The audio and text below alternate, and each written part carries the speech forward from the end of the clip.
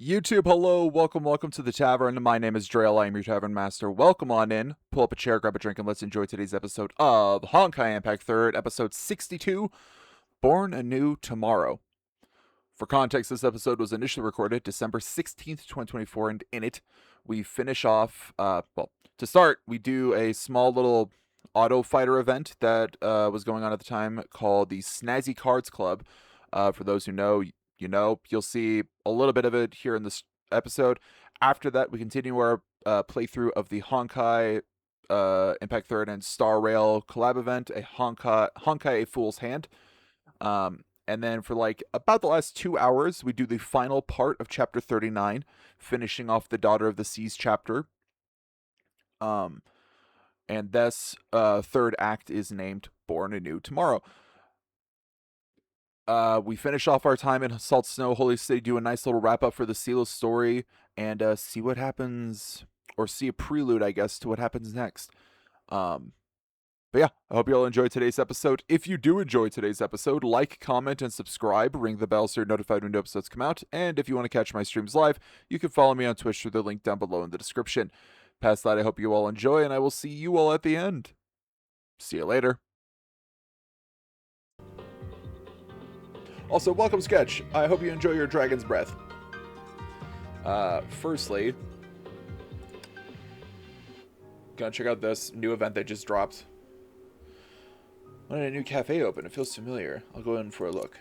I could smell the coffee and cookies when I opened the door.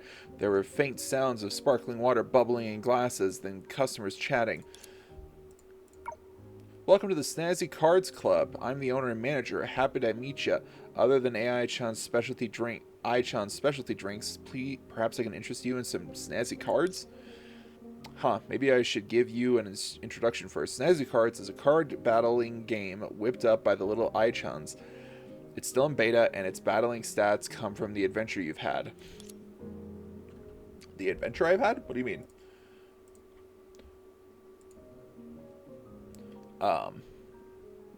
But then it got really popular after it released. Naturally, shit! I skipped through the rest of her dialogue because my thumb's fat and I didn't think. Glug glug bar? What is happening? What?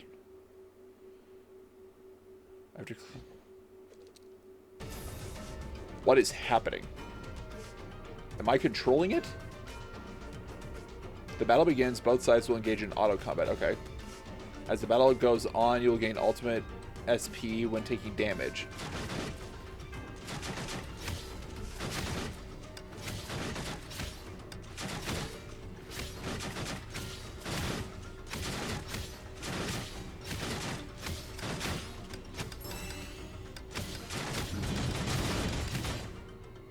When SP is full, tap on the avatar to cast the powerful ultimate.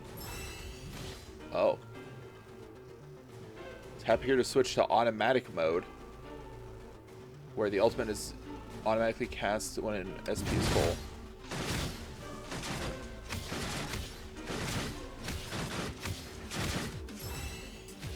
Oh no, Colin! Interesting. That's cute.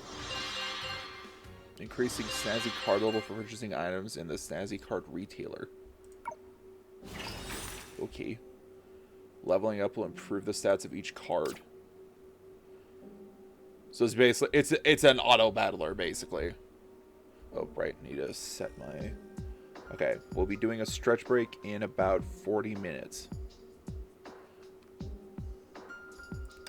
Let's see what this is really quick. Tap here to enter the prep screen. Oh.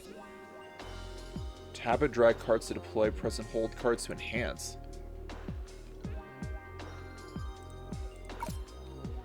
Right.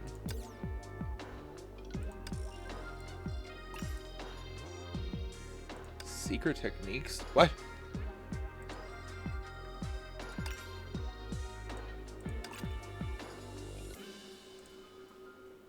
Okay.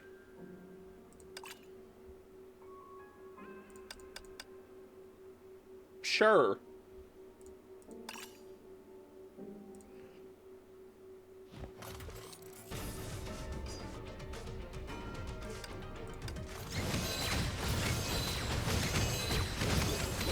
This just popped off.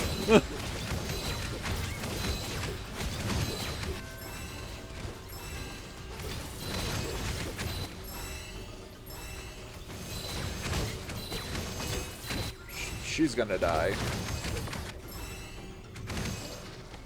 Oh, wow. No one died. I, for certain, thought she was gonna die there. During the event, you passively gain XP as time passes by the level. Tap here to...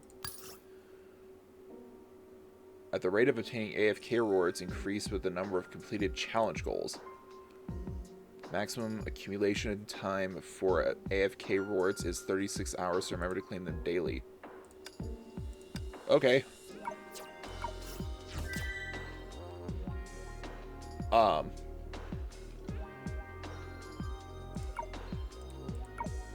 The Glug Bar.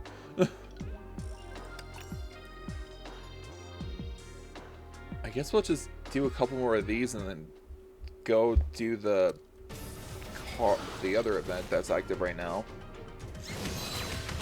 Honestly, she should be in the back. The Immortal Blade Sniper I have on the bottom, she should be in the back because she's a ranged unit. So I might switch that really quick. Wow!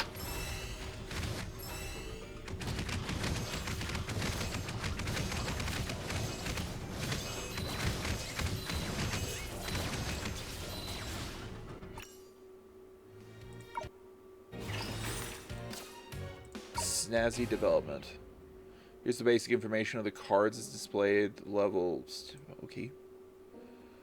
Tap here to view the cards' roles, skills, techniques, and stats. Arranging a reasonable lineup can greatly help in advancing through stages. So how do I upgrade them?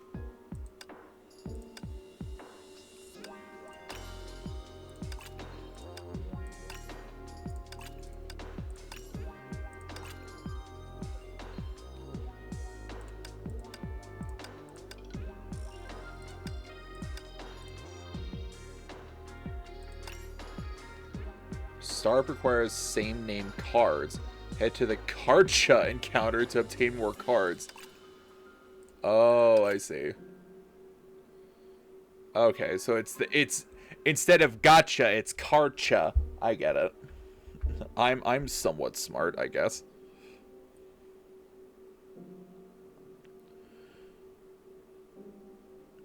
Let's see. I forgot to do that.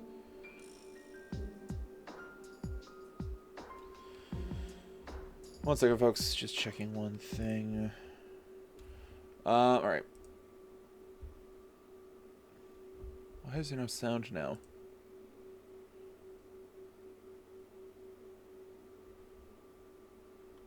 Why is there no sound now? What happened?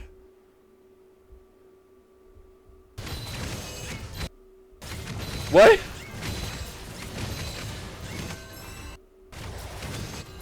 That's backwards.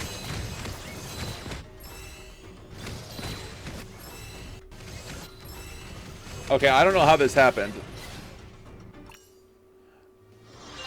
But on my Stream Deck, it's saying that the game is muted when the sound is on, and if I try to unmute it, it mutes the sound.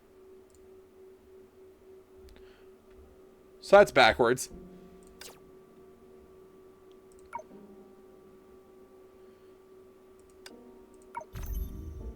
Oh.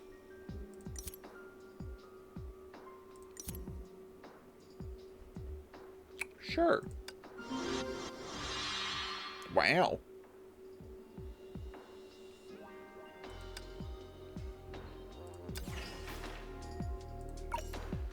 Snazzy development.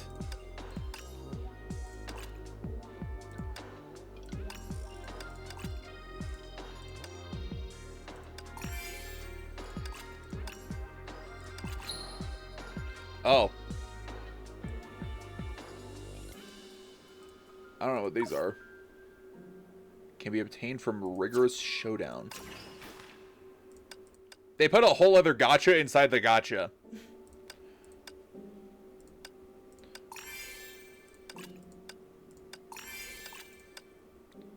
That is wild.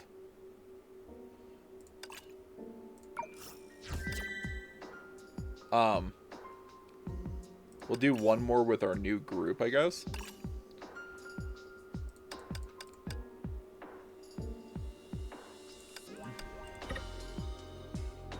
Oh, I can only have a certain... Oh. Okay, let's do...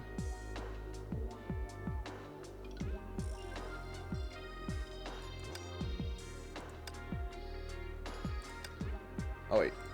You.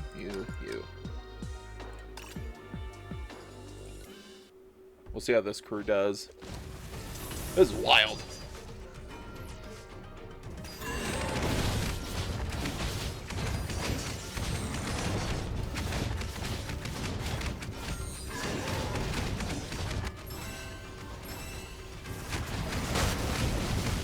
Goodness gracious.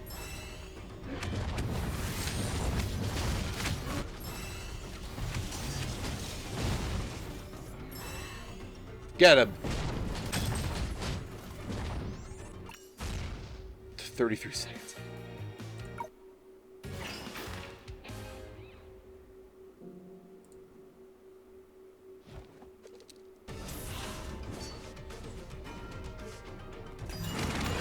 Pretty sure I'm gonna... Well, no, I might actually win this. We'll see.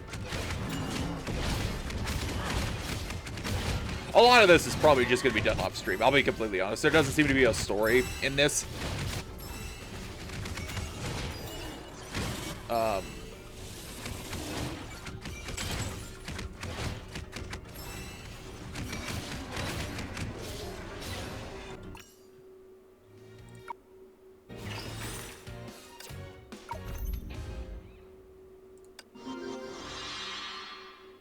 Benares! Nice.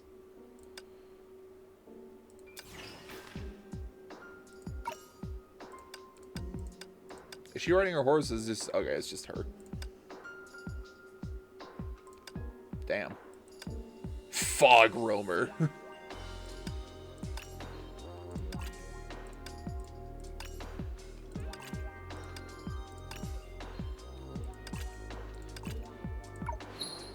Okay. Oh. Supreme battle. Goodness gracious. Lord, there's a lot. Yeah, I'll do this off stream.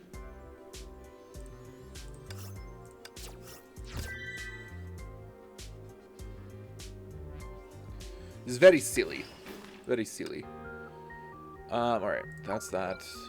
Let's go finish... Let's go see if we can finish off Bellabog really quick. The Bellabog story. For this event. And then we'll dive into chapter 39. Let's see. I need to go down one floor.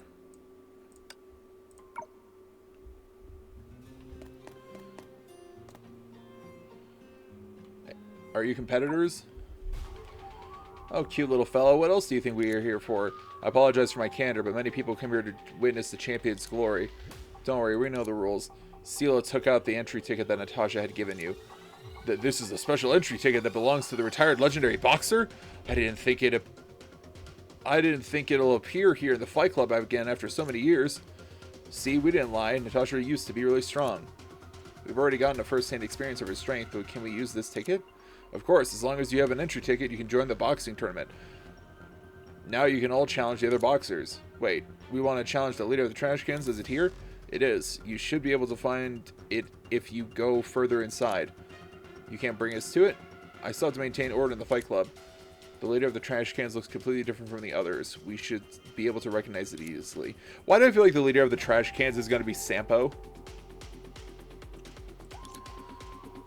I swear to God, if it's Sampo, I'm going to lose my shit. I think I am. What about the other trash cans? They told me to get out of the team.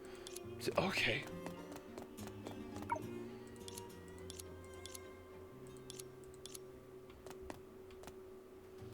Oh. A flamboyant golden trash can walked forward with just a glance. You could tell it was special. From the looks of it, you are the one... Yeah, that's right. I am the important trash can that knows who the leader of the trash can is. I'm Mal's trash can. Oh no, is the leader of the trash can Sin Mal? Who's Mal? I swear you've asked something like that before. Mal is none other than me. By the way, my name also means sin. So are you Sin Mal? No, my first name is Mouse, and that last name's Trashcan. And just so you know, I'm the only one around here who knows where the leader of the trash cans is. Wait, aren't you the leader of the trash cans? Don't mess with me. It's not fun to make... It's not fun when you make things too obvious. You came straight to me. What else is there to investigate? Wrong, I'm not the leader of the trash cans. Who even asked you? What's that reaction? You basically just admitted it, not me. What's your angle here? Haha, it's fine if you can't figure it out. I'll give you a shot. Come on, impress me with your card skills. What the fuck?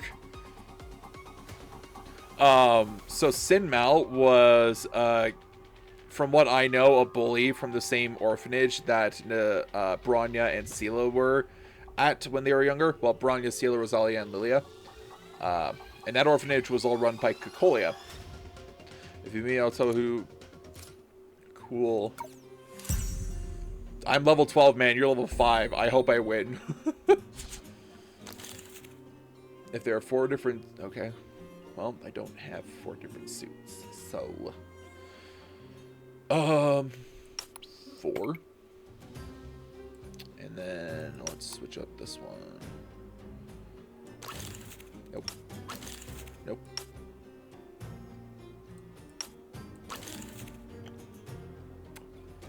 Sure, bud. No. No. Give me the red one. No. No. No.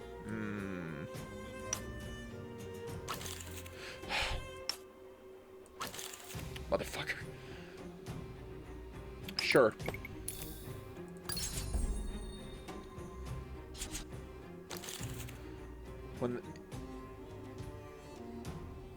If there is a flush on the field, gain 2 more points in each of the 2 other feet. Oh, 30 more points.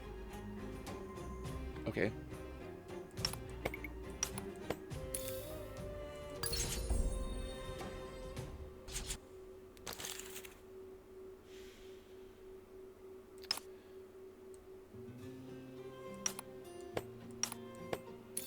Is that not a flush? I need the 10.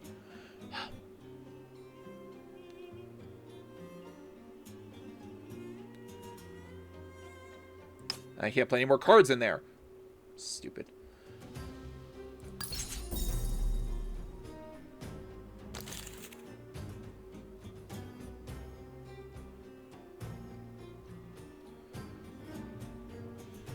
I want to shoot someone.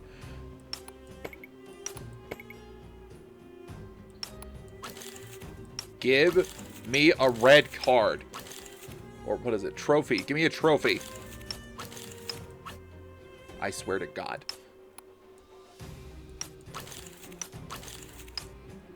Mother... You know what? Fuck you. You know what? Screw you.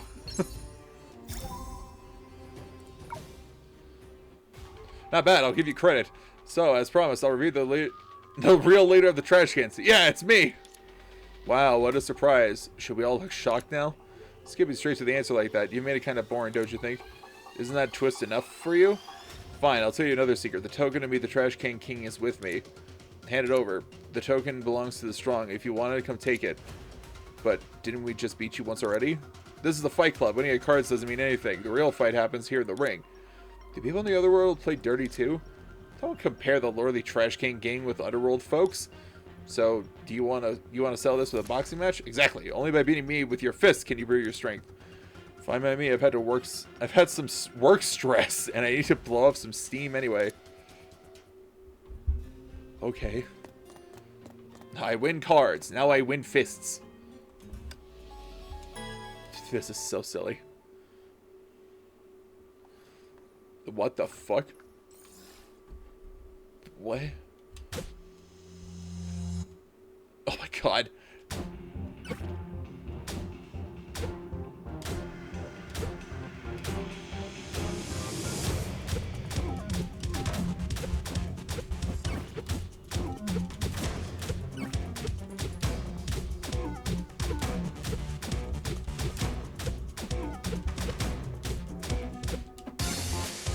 God.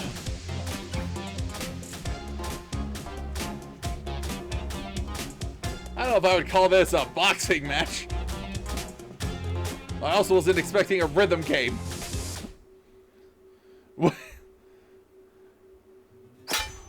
Thud!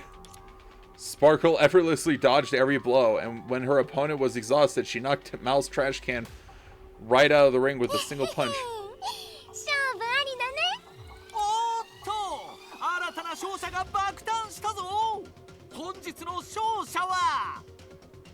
へえ、金魚さんってそんな腕前を持ってたんだ。人は見かけによらないね。君が知らないことはたくさんあるよ。小鳥ちゃん、それにキャプテンゴミ箱ちゃん、そろそろ約束を果たしてくれる？わかった。あなたの方が凄腕だって認める。このファイトクラブの新たな王はあなただよ。さあ、至高たる玉座に座って。 What the fuck? これが噂の選手に与えられる最大の名誉、キングオブリッドね。 What is a silly image? Here, take your throne. Gets shoved into a trash can.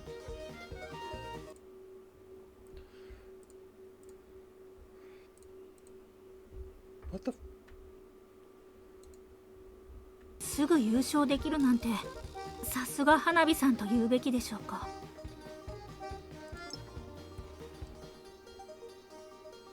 And the spot that Sparkle now sits all represents ultimate power, the throne of the trash cans. これが至高たる玉座なんだね。何がおかしいの？おかしいじゃないか。小鳥ちゃん、なんで花火がこんなことをしたのかちゃんと考えてみて。大守護者に会うためだよね。はいはい。さすがだね、僕の可愛い花火ちゃん。いとも簡単に勝利をつかみ取るなんて。でもこの王冠と玉座は僕たちが探してたゴミ箱の証じゃないよね。え？もう見抜かれちゃった？ダメダメ。あなたたちはまだ私を完全に倒してないから証を渡すわけにはいかない。花火はもう2回も勝ったんだよ。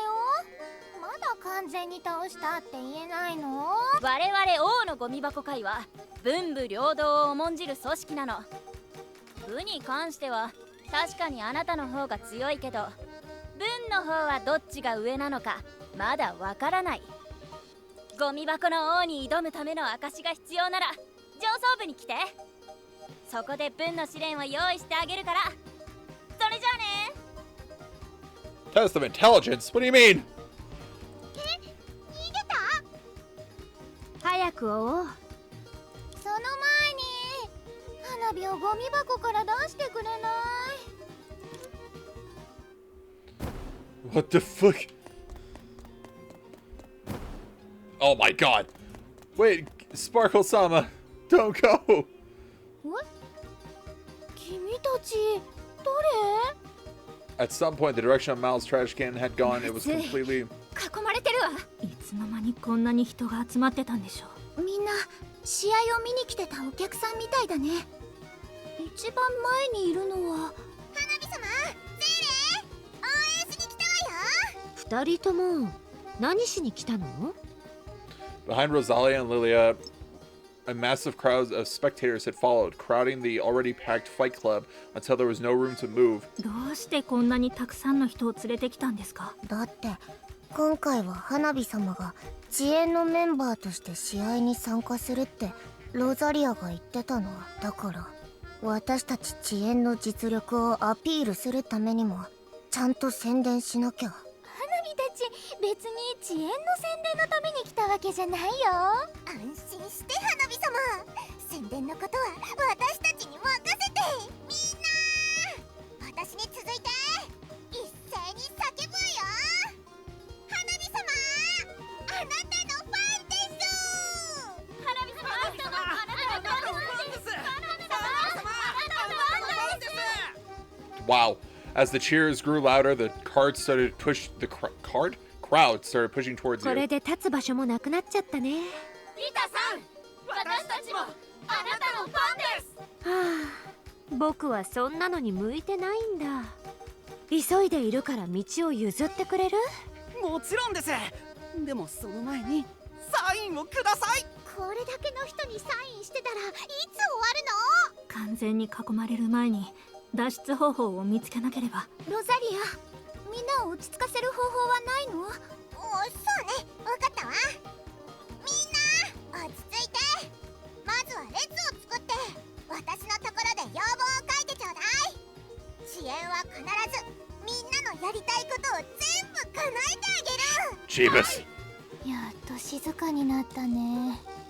花火でもこんな場面をどうにかするのは無理。あの子たちが時間を稼いでくれているうちに早く行こう。でもみんなが道のど真ん中で止まってるせいでエレベーターに戻ることができません。ついてきて、別の方向に進みましょう。別の方向？エレベーター以外に上層部に向かう方法があるの？はい、あそこにはごく少数しか知らないエレベーターがあるんです。行きましょう。 Run! Why is the elevator a telephone box? A phone booth? This is the hidden elevator to the overworld. Huh, save points, changing rooms, long distance communicators, and now a hidden elevator. Phone booths really are good for everything. You just casually dropped something important, didn't you? How have I never heard of this place before? There's a lot you don't know. Rosalia and Lilia used this to sneak into the overworld earlier. You came through here to ask Bronya for help, didn't you? Yeah, since the ban was put in place, we can't use the huge elevator freely anymore. Everyone come on in. We can use this to get back to the overworld. What's going on? Why hasn't the elevator started? Overweight due to an extra person? How is that possible? The maximum capacity of this phone booth is 6 people, right? Could it be I've been slacking off on managing my weight? Wait, could we have an invisible passenger? That would be quite the coincidence. Looks like one of us has to get off. Maybe the elevator is malfunctioning. There's no choice. Cecilia, take them up, and I'll go back to help the injured we rescued and take them to Natasha's clinic. Seela, are you going to be okay alone? I'm fine. Just stay safe. Bronya, listen. Protect Seela. If anything happens to her, I won't forgive you. Thank you. I'll make sure she stays safe. I did it. Hey, don't push me. Hang in there, little sis. At least we're not the ones stuck in the middle. Oops. After one of the seals stepped out, the phone booth finally started moving upward. When it reached the top and the doors opened, you were pushed out. We made it back to the overworld. This is the overworld. It's my first time here. You all finally made it. Defeated opponent. Hand over the proof of the trash cans to me. Now. Though you defeated me in the martial realm, you haven't earned my recognition in the intellectual one. So to earn the right to meet the Trash Can King, you must pass one final test. Outsmart us in the realm of literature. Wake up, Dorothy. This time I've gathered the brightest minds from the lordly Trash Can Gang to prepare this literary trial for you. Move on. Move ahead, they're waiting for you. What the fuck?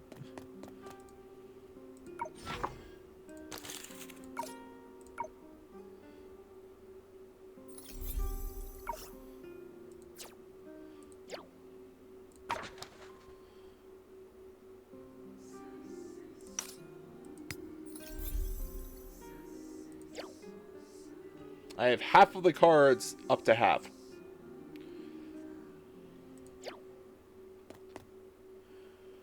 Oh boy. What? Place the card on the speech you wish to make. The card points decides the number of checks. What? Checks will be conducted based on the success rate next to the speech, and a successful check will advance the debate. Oh, gods. Hold on, please. What kind of trash can are you? I am the wise trash can, the sage of trash cans, well-versed in both ancient and modern wisdom. My knowledge spans all things. No one on this earth can surpass my intellect. To proceed, you must first pass my test. I haven't gotten many who call themselves the smartest, whether human or not. Unfortunately, they're all just tooting their own horn. I don't boast. My title has been recognized by trash cans everywhere. After all, we've faced a long-standing riddle. What's the simplest way to fill a trash can? While other trash cans struggled, I alone found the perfect solution in ancient text. Light a candle and let the light fill the can. That's a pretty standard answer. But standard doesn't always mean wise. What? Can you offer one that's more intelligent? Of course, filling a can is simple. Lighting a candle isn't the best solution because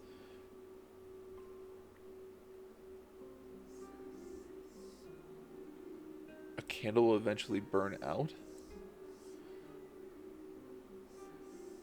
Good point. Why didn't I think of that?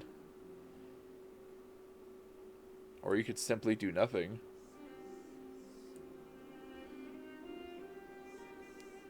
You solved the riddle that stumped us for years so easily. Could you actually be a genius? What truly fills the can should be knowledge, not just material things.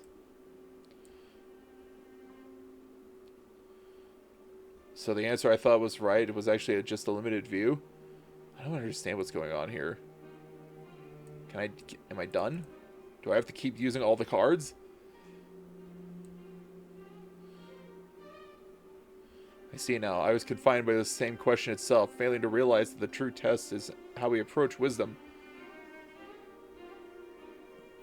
How could you do that? To think outside the box and find an answer feels like standing over... What the fuck is this? Learning truly has no end. I see now I am no match for you. You are indeed the sage who surpasses me. You may pass, and while I stay here to continue contemplating... What the fuck? I am the pondering trash can, the debater of trash cans. Only those who excel in debate may pass this way. Tell me, what in the world has no legs, sometimes has two, and sometimes only one?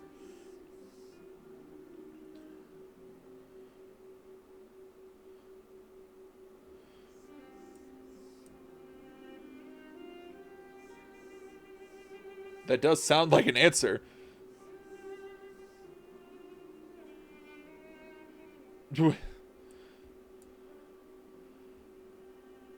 It's a bit unconventional, but since everyone here views things differently, maybe there's just isn't one true answer. What is happening?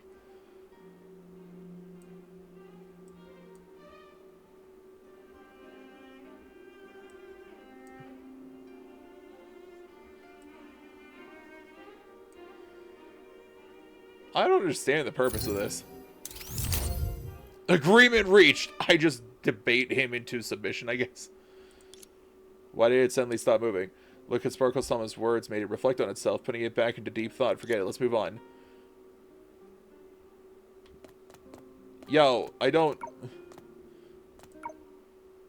expect you to take down my two most proud commanders so easily. But don't get ahead of yourselves. Your final opponent is me, the top scholar in the literary arts. Wow, how unexpected. Is this the reaction you were hoping for? Too bad. It's a pretty dull twist. Exactly. Mal's trash can. What's the theme of your challenge?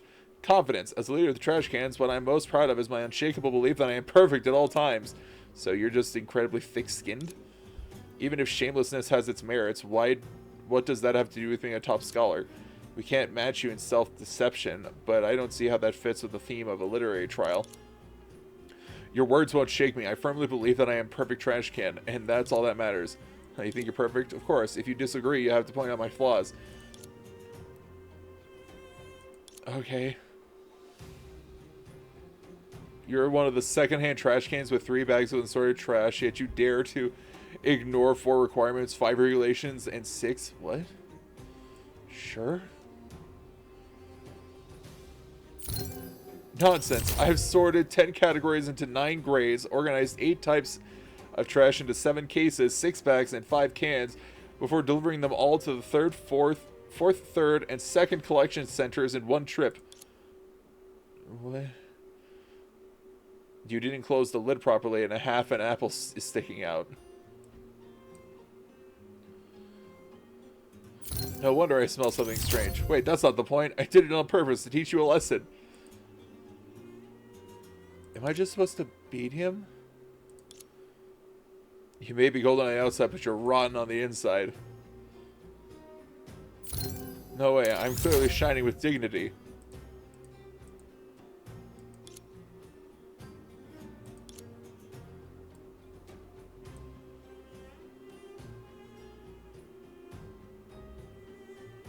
How? You think brute force can shake my unshakable spirit? Don't even try. It won't work. No matter how many times you ask. What the fuck? How do you know? Who leaked this information? What is happening? You're really hurting my feelings. Am I not perfect? Ugh.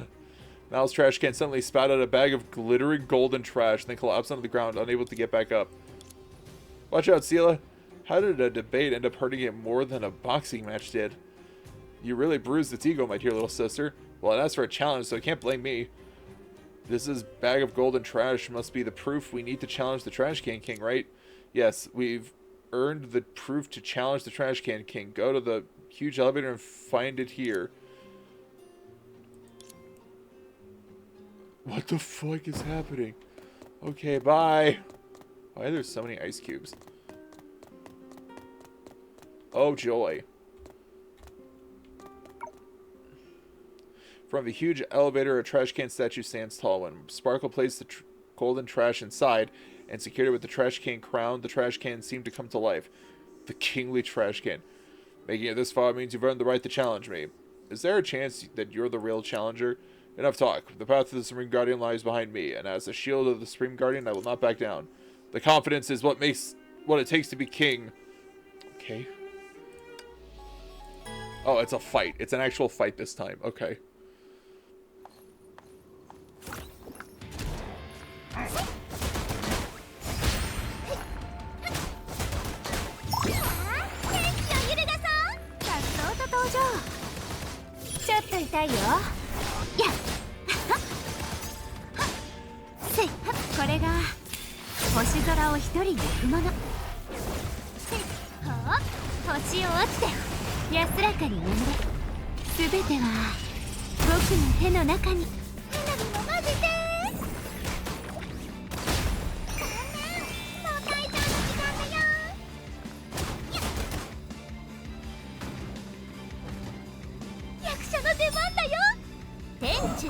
Oh, he's got a bat! Bro's got a bat! Watch out!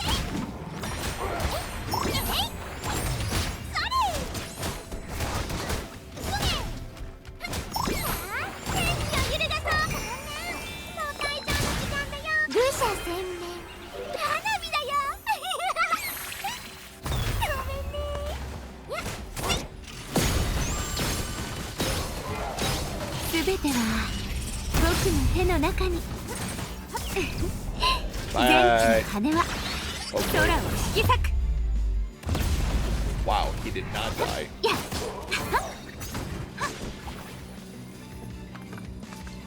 He gave the Terminator thumbs up.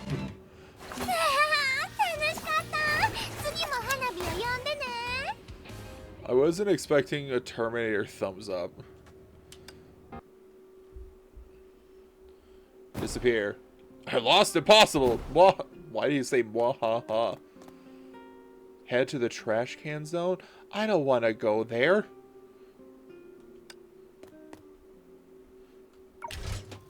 This is Belobog, the last fort against the cold in the land blessed by Planya. What?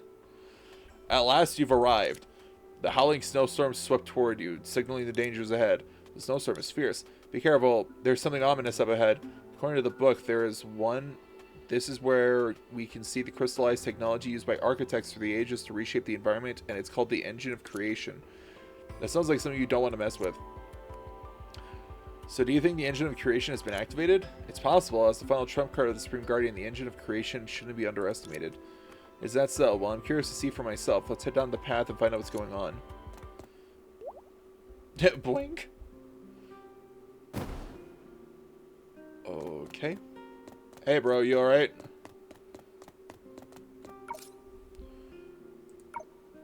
Damn. Another challenger of his life? They have no idea what they face. The iron wall of Belobog, the steel arms of the architect, the ultimate engine, ultimate machine known as the Engine of Creation. Since ancient times, countless people have passed through here to meet the Supreme Guardian, but none of them have succeeded. Stop, stop. Do not go any farther. The being ahead is not something we can...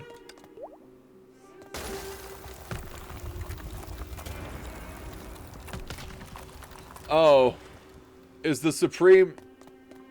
Is the Engine of Creation Project Bunny? Bronya, is this the Engine of Creation you're talking about? I only read it in books here, but I didn't expect it to be so mini. Don't judge power by size.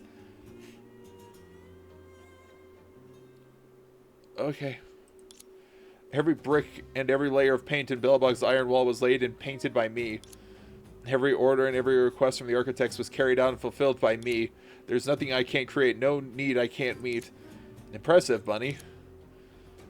You must be so remarkable that even Aha would call you the creation Aeon. You don't know what you're talking about, but none of this is boasting, nor is it a miracle. I'm only able to do this because I work non-stop without ever resting. So you're just really good at working overtime? Don't underestimate that. If one day of work doesn't fix the problem, I'll work another. Then, if we don't interrupt your work, will you let us pass? No, the Supreme Guardian has ordered me that no one is allowed through here unless you can defeat me. As expected, looks like we're in for a tough fight. We're used to this kind of thing by now. Are you sure your tiny frame is up for a fight with all of us? No. How could we office workers solve things like that? What if I get injured? How will I work then? So, that's your concern. We'll settle this in a more civilized way. With cards? Wait, do you mean... Of course, let's play cards to decide. Can playing cards really solve everything? Guys, I get the feeling that we're stuck in the world of Yu-Gi-Oh!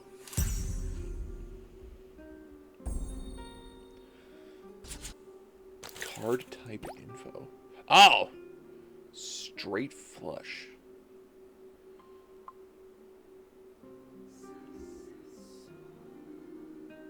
Ace, Queen, 9, 7, 3. What does that mean?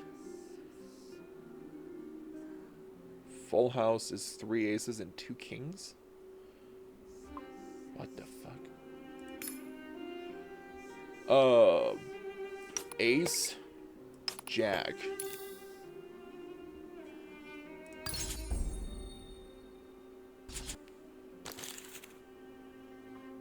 If the total of cards played is 21, gain an extra 50.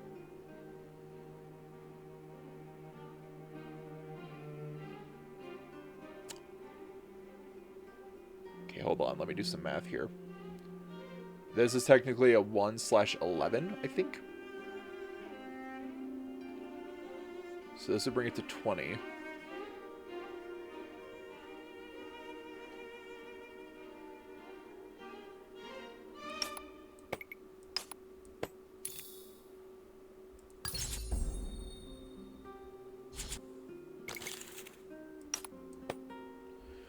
Okay. Okay.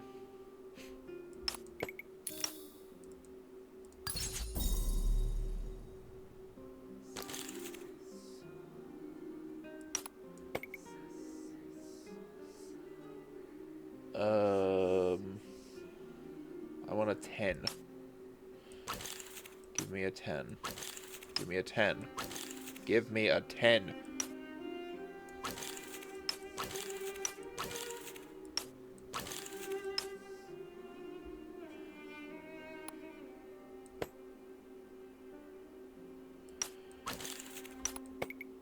There. I win! Can't fall. Work still unfinished. Restarting power source. Failed. Program error detected. Correction. Failed. Rest mode activated. She's been exhausted for a long time, but her programming won't let her stop. What a pity. If I had to work like this every day, I'd quit long ago. Take a good rest. I'll take this tool you've used for world creation. Did a card game really tire her out that much? Supreme Guardian must be in the ice sealed area ahead. We found it.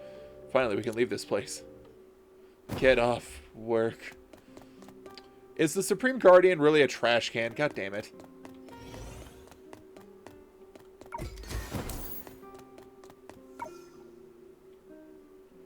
Okay. As the engine of creation shut down, the howling snowstorm gradually faded. In the snow-covered landscape, an ordinary-looking trash can sat at the center of an ice-sculpted throne. When you saw it approach, it didn't get up. Fucking hell. 君が大守護者？そう、私が大守護者だ。ちなみに手を貸してくれないだろうか。どうにも立ち上がれなくなってしまったのだ。My cheeks are frozen to this throne of ice. どうして？そこが凍ったから。I was joking. このジョーク、なんだか聞いたことがあるんだけど。It is the second time. The first time is when Kevin was frozen to a throne of ice that he made. それに、なんで大守護者もゴミ箱なの？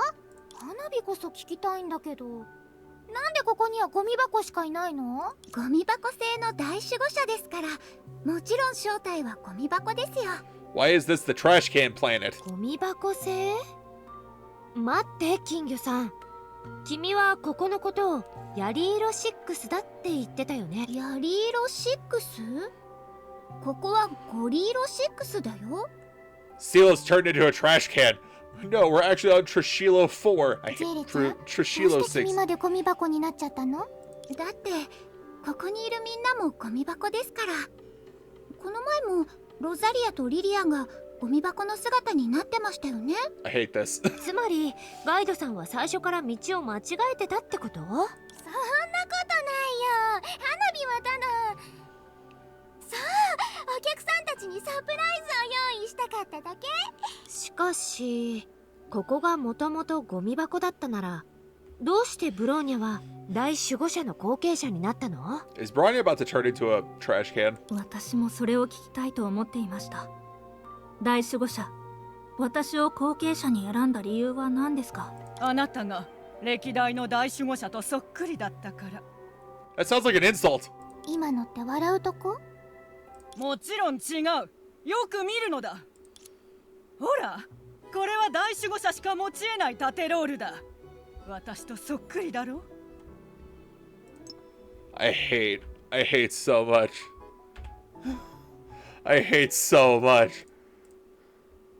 How dare they do this? What the fuck?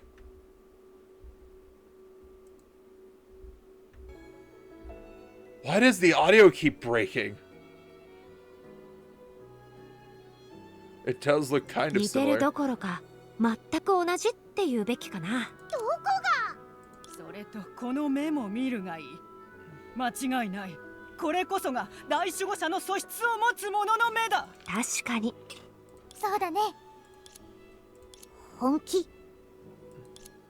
実はこれまでの全ては後継者のために用意した試練なのだ。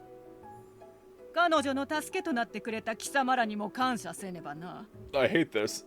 彼女ならきっと試練を乗り越え、私の前に姿を現すと信じていた。 Also, folks, give me 1 second. I'm gonna try something. 待ってください。私がここに来たのは後継者になった理由を明らかにするためです。それはもう解決したはずだぞ。貴様らには通行証を手配しよう。もう少しだけ待つように。ブローニャ、貴様に関しては改めて正式な後継者として認めよう。 Braun, you need to get off this planet. It's all trash cans. You need to get off. It's all trash. おめでとう、ブローニャちゃん。花火たちは急いでるから君の就任式には参加できないの。さようなら。君がいいリーダーになれますように。やめてください。家族たちはきっと Family's 心配し really てくれ worried ていま about す。 me. Oh no. 心配不要だ。すでにゴミ箱を通して彼らに連絡しておいたからな。返事はまだ届いてないが、きっと問題ないからだろう。 No need to worry. I already notified them through the trash can. Since there's no reply, it means they're okay with it. That's not what that means. That means you've killed them. 待って、このまま彼女を置いてくの？だって花火たちが持ってる通行証は1枚だけだし、決まった世界にしか行けないから、ブローニャちゃんを先に送り返すことはできないよ。そんなことは気にしないで、まずは世界を救いに行こう、女子ちゃん。 What? We've doomed Bronya here.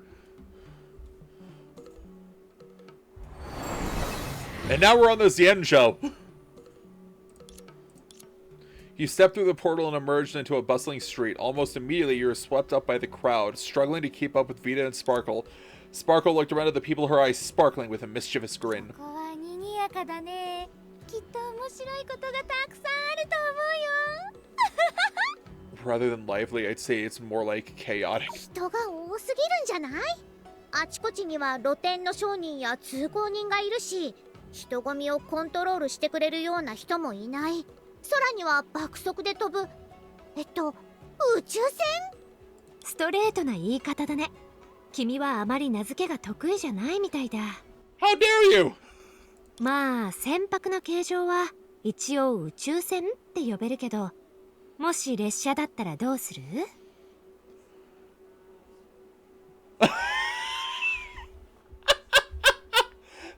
Graduation trip, because in the video graduation trip, that's when that's when that's that's when freaking Kiana got on the train and went to the moon. And then there's also, well, that'd be Star Rail, like Honkai Star Rail. Wow. Well, that'd be Star も Rail. ちろん正規おふん危なかった。もう少しでとんでもないことを口にするところだったよ。おふんそれであれは一体なんだろうね。それじゃあ花火が説明してあげるね。実はね、あれは星座っていうの。ここは泉州ラフの港、星境中枢。そして頭の上を飛び回ってるのは星境っていう名前の由来で、ここの主な交通手段になってる。星座だよ。星座だね。何度も言わなくてもいいのに。もう覚えたよ。星座。 Only now do you realize a star skiff is out of control, speeding towards your position. Your legs gave way and you collapsed onto the ground as the star skiff swerved just over your head, crashing with a screech into the street nearby.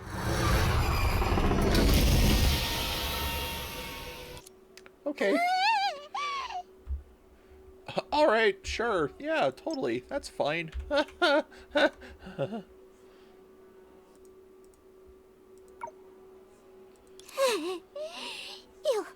よかった。危うく死ぬところだった。 These two just laughing at my terror.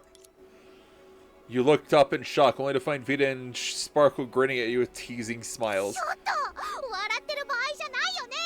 二人には気遣いってものがないの？そんなひどいことを言わないで。僕たちはちゃんと教えていただろう。ただ君があまりに落ち着いていたから、てっきり刺激を求めているのかなって思ったんだ。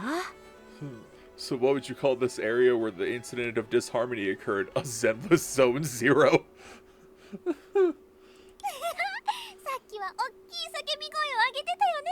すっごく楽しそうだった。 These two laugh at my terror. 一体どうやったらその結論にたどり着くの？よしよし、一旦立って落ち着こう。今の君は星座の指示ランプより赤くて目立つから。さあ手を貸して。よいしょっと。そう言われても落ち着けるわけないよね。あと少しでキャベツジャムになるところだったんだよ。愛ちゃんの体が小さくなかったら本当にここで死ぬって。待って、愛ちゃんの体？ここにいる人たちにこの姿が見えないなら、そもそも傷つけることもできないんじゃ。やっと気づいたんだ。ここはバーチャルの世界だからね。リアルの肉体にダメージを与えることはできないよ。 They continue to laugh at my pain. なんだ、変な汗をかいちゃった。SF 映画によくある設定でしょ。でも、もしこれがホラー映画だったら、君の意識はそのまま消えちゃってたかもね。さーて、一体どんな展開になるのかな。結論を知りたいなら自分で試してみたらどう？ I'm good. I'm fine. こいつ。わかった。別に損はしてないからね。ところで、さっきの星座のことを少し調べてみようか。Okay. We finished that part of the story. Sick. And there's still 23 days left on this event, so we're fine. Grab this. Open 30 treasure chests, reach straight deck 10. Is the next deck I'm on the straight deck then?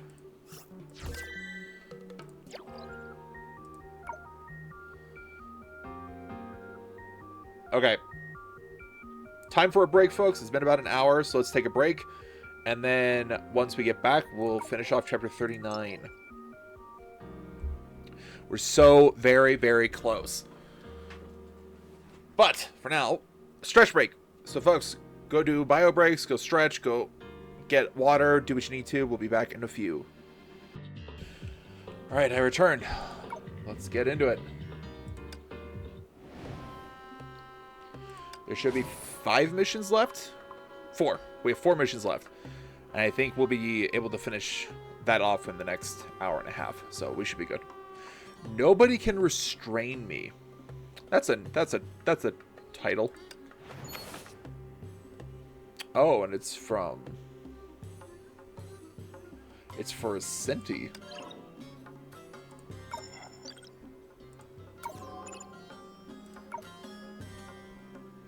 Oh, that's actually rather tragic.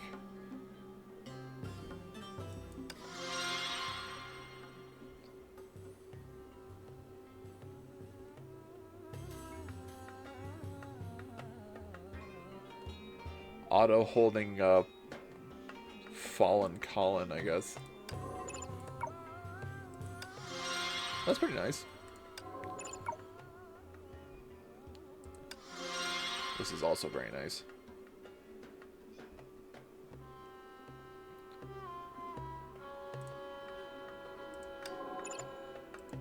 Okay.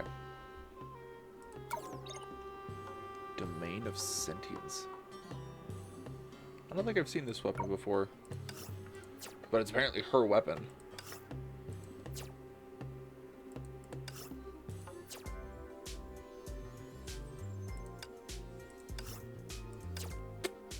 Alright then. What's this? Oh, who's this best on? Oh, yeah. I remember. Oh, hey, this is the Sushang one for Senti we just saw. Can I get that? I can. How do I get this again? Salvaging certain stigmata. Ah, right. Right.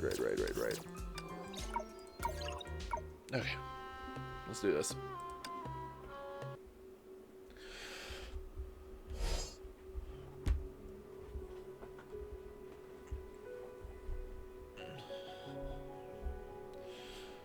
Okay. 自由な者にとって束縛とは、鳥にとって束縛は草翼を奪われること、花にとって束縛は土に根を張ること。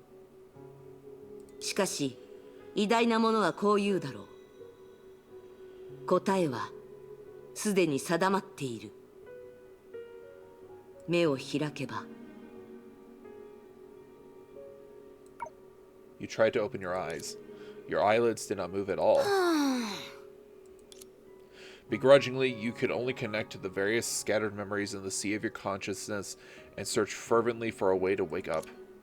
For some reason, this act that should be done in an instant resembled a ball of tangled threads getting messier as you attempted further. But ultimately, you came up with a convincing conclusion. You're experiencing sleep paralysis, a phenomenon that leaves your body's consciousness clear, but restricts your body. A voice rang in your head in your heart with a chuckle.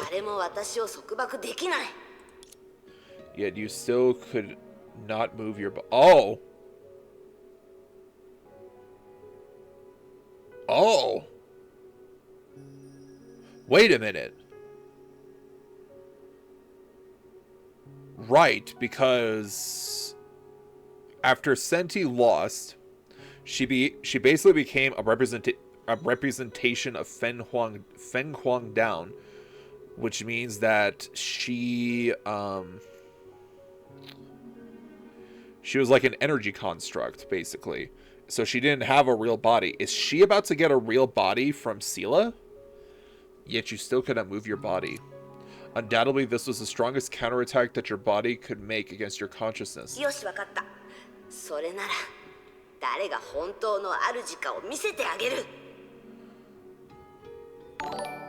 Oh! Welcome to the stream, Allure and Dire Storm. Welcome, Raiders. Howdy. Welcome to the tavern, folks. Pull up a chair, grab a drink, and I hope you enjoyed today's stream. We're going to be finishing off chapter 39. Jeebus, Lorenzo, how do I... Shit. Thank you for the follow, Allure and Dire Storm. Come on. out. There we go.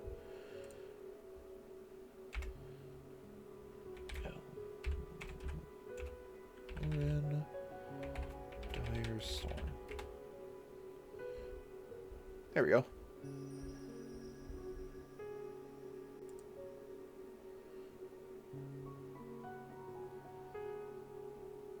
Welcome, folks.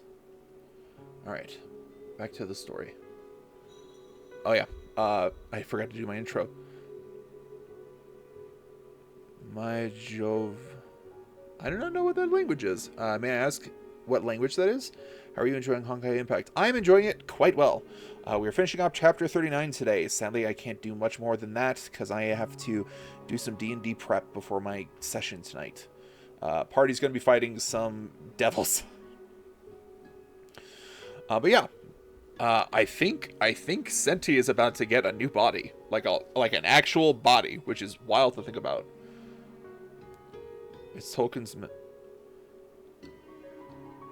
Oh, my Govanin. Oh yeah. You're right. Definitely.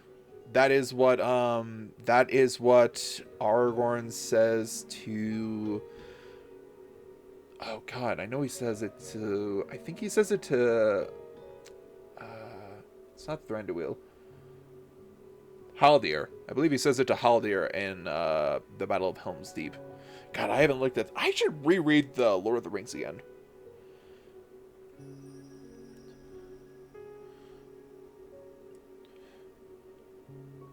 Nice emote. I need to make some new emotes for the channel. It's very good. Okay. But yeah, welcome folks. My name is Drail. I am a tavern master here at the inn/tavern. If you want to order a drink, simply do the command order, and you'll get a random drink given to you. I'm also of a dragonkin blood, you could say.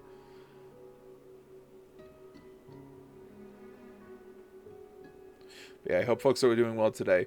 I'm a huge fantasy sci-fi nerd.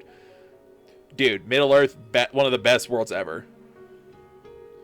Yeah, I'm currently, the game we're running, wow, I just realized, the game I have been running this game for almost 8 years, starting next month. Next month will be the start of year 8. So we finished, yep, everyone is level 17? And currently my players are in, Dis. Yes, it's been a long campaign. Granted, you know, COVID's quarantine and stuff didn't help with scheduling, and everyone's schedule has been a lot crazier recently. So we've been having difficulty doing a session more than one session a month. So it's been difficult. Yeah, thank you. We're nearing the end of the campaign actually, but we'll see how much we can do tonight. Fine, if this is the case, let me show you who's boss.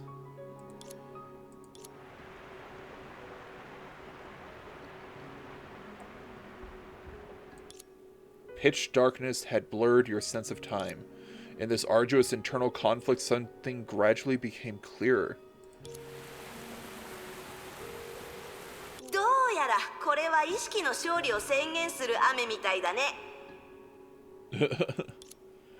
Raindrops slid down the skin and seeped into the blood. Then came the perfume of flowers and the sound of winds. They flowed into your body at once, and your world was no longer silent. With that encouragement, you forcefully opened your eyes.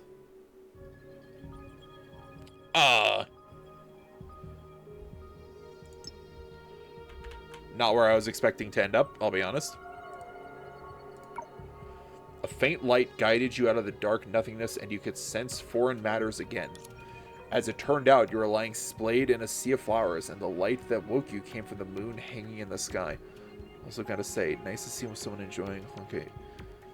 Dude, it's been fantastic. I love it. Freaking This game has made me cry. This game has made me laugh. This game has made me angry and sad and all the emotions, and I've enjoyed it so much. I'm sad I didn't like play it earlier, but I'm glad to be getting into it now. It's been such a good game. Freaking Kiana is the best. And I know that some people say this and some people don't, but I'm definitely one of the Kiana May shippers. I'll be honest. I ain't gonna lie. I still have to finish post Honkai Odyssey 2, part 1 and 2. Ooh. Maybe I'll do that off stream, or maybe I'll just do that on stream one day. Maybe I'll just set a day where I do a really long Honkai stream.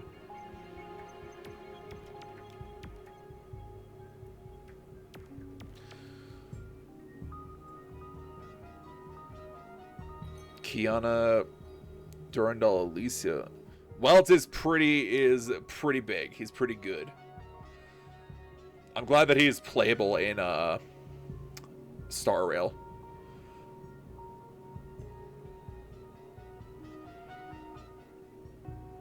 Moon. いや、高等と呼ぶべきだね。 What is the tower? それはセントソルトスノーで一番高い建物だ。 Why is the tower hanging upside down in the sky? 高等がいる世界の泡と私がいるこの世界の泡が重なっているからだね。多分砂時計みたいな形だよ。 Okay, so this is Senti speaking. Who is this? What's a bubble universe? 世界の泡は待って、どうして私がこんな意味のないアホな問題にこだわるんだ？ It must be the body. The body's learning. You were clever enough to find the culprit within 2 seconds. Stunned by your aura, it loosened its grip on you, allowing the memories that were scattered across the sea of consciousness to flood toward you like a fish that had escaped nets. You saw you being eaten away by the void that symbolized death. You saw your efforts destroyed by the light that obliterated all things. You saw you sunk into darkness until you heard rain. それなら今の私は一体誰？ Your head ached. はあ、やっぱり寝すぎてしまったんだね。 You decided to... I didn't see what I clicked. What did I click? I don't know what I clicked. A thought suddenly invaded a corner of your consciousness from somewhere and enticed you to stay そう stagnant. はさせないよ。 You wish. Yes, no. No being can manipulate you now. To prove this point, you decided to get up by doing a kip up. This would be a cakewalk for you. That's what you expected to hear, but your body put a spoke in your wheel. The moment you tried to spring off the ground, your body bent into a powerful curve, but that was as far as it could go, because the next second, you fell back on the still warm ground. バカにしてるの？ Anyhow, you had to concede one thing. Your body was working against you. Not only that, but it was trying to make you accept that you weren't just used to having a body yet. Senti, you got an actual body now, girl. It's been a bit. With gold tied to its wings, the bird could never soar again. For the free, a restraint can either be taking what they had or giving what they didn't have. So you only had one option left. Destroy your biggest enemy, the body! Welt is the sole reason I finally started playing Star Rail. That and the fact that Hoyoverse devs have confirmed that all Honkai games are going to be connected at some point in the near future. So yeah, as a I mean, fair. I'll be honest, my first game that I played of Hoyo was Genshin, because I loved fantasy, and Genshin was like, here's this world we made, guys, and it's gonna get wild. And I'm like, okay, I'll take it. And then Honkai Star Rail was announced, and then I was like, you know what? I feel like Star Rail is gonna be connected to Honkai Impact 3rd. So I started playing Impact 3rd when Star Rail came out, and I've been playing the two concurrently since, and I'm loving all of it. And then the Zenless Zone Zero comes out, and I watched one of the trailer videos for Zenless, and I'm like, that Void Hunter lady looks a lot like Kiana, but with horns. Okay. I started Genshin, I think around the 1.4 update. It was either 1.4 or 1.3. But man, it's hard to believe that it's been 5 years since Genshin came out. Or 4. Is it 4 or 5? It's 5. Speaking of Miyabi going to be coming home soon. Yeah, Miyabi launches tomorrow. Oh, really quick, before I forget, we're probably not going to play Zenless tomorrow because the update's going to, like, lock in when we do our normal stream. So tomorrow we'll probably finish off the Call of Duty Black Ops 6 campaign. And then I'll just finally uninstall that game from my Xbox so I have more space. Oh, yeah. Well, here's the thing. Here's the thing as well, is that I've seen a lot of people say that Lumine, or the twins, are the Traveler, I guess. The Traveler is Akavili, which is a very, very interesting theory to me. Especially since it's surmised that Akavili is like a twin Aeon. And then the fact that like all the Archons that we've seen have been like Hershers, basically, in Honkai Impact 3rd is also wild to me, because you have Venti, who is Wendy. ZZ is the only Hoyo game. That's fair. That's fair. I understand. I have a lot of friends who aren't as interested in ZZZ. But I am personally I'm enjoying all the Hoyo games I'm playing. The only ones I've been having difficulty with recently is Genshin and Star Rail, but that's because I play with the English dub and the missing voices have been kind of destroying my immersion a little bit. So that's just me being a little, what's the word? Particular, I guess. But I've been enjoying all the games. And I know that the ZZZ producer said that it's not connected to the Hoyo game, like to the Hoyo verse, like Honkai and whatnot, but I really don't believe that. I only play with English and Genshin. Yeah, I'll actually be getting into the 5.1 story for Genshin this week, because I didn't play for it for so long because it was missing Kinich, Ahau, and Kachinas.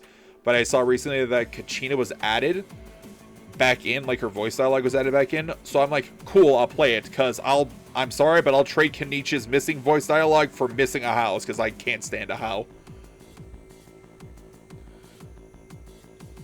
Destroy your biggest enemy, the body. Embrace your eternal friend, freedom. 言ったはずだよね。誰も私を束縛できない。それが私自身だとしても。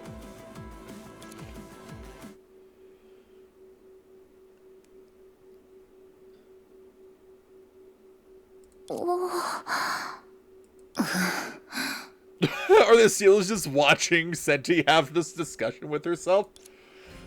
Despite the graphic commentary, the viewers that arrived late still couldn't imagine how a soul-stirring this duel was. After all, they only saw the Hersher of Sentience punch herself in the chest, collapse to the ground, kick herself on the ground while laughing.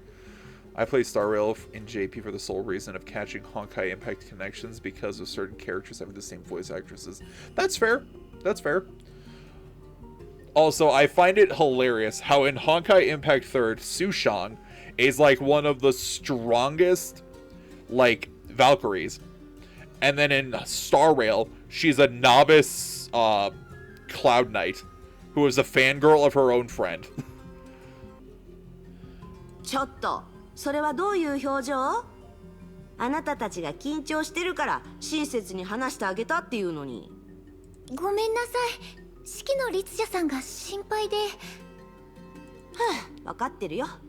でも今の私はすこぶる調子がいいんだ。むしろあなたの方が。Hersher Sentience pondered for a moment before smiling heartily. やっぱりこの式の律者がいるんだから、あなたたちが負けるわけないよね。Yeah, thank you for the raid. And yeah, feel free. Oh, if you want to lurk, I do also have a lurk command. It's just a little. That's not what that works. But it's just you heading off to a corner and enjoying time to yourself. But yeah, thank you for joining. Thank you for the raid. Much appreciated. And thank you for the follow. I hope you have a good dinner. And I hope you have a good rest of your night. And good luck with the dailies.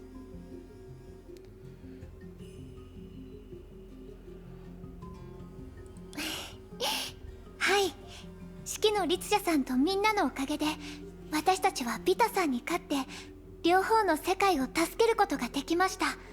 でもこの後のことはそれ以上に楽ではないでしょう。 But what we will face might not be easier than what we have. What? Sela briefed the Hersher on the events she had no way of knowing. 待って、あなたたちが最初に私を探しに来たのは私が体を得たことで2つの世界の泡に一番大きな反応を引き起こしたから？ You guys only came looking for me first only because my getting a body caused the biggest reaction in both bubble universes? はい。 She tacitly hid the second reason for the other Sela. Whether the Hersher is curious enough to search her mind is another matter.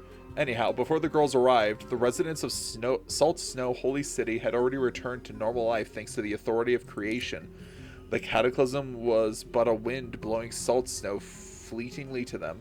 They barely noticed it. Even though Sela hadn't met her friends that awoke in the other bubble universe yet, she could still sense their presence, albeit not as clearly as the Hersher that was revived. 何よ、不満なのかしら。私はあなたじゃない。何でも不満に思うことなんてしないよ。はいはい、そうね。でも一つ気になることがあります。何？今の式の律者さんはまだ昔と同じ姿ですよね。ゼーレのお嬢ちゃん、体の破壊と自我の普遍は別の話なんだ。それにその言い方を正さないといけない。あなたがくれたあの体は私のものになったことは一度もないの。Destroying the body and not changing are different things. Secondly, I must correct you. The body you gave me has never belonged to me. あなたは漁師の海から誕生した律者で、私の力は終焉の眉の投影。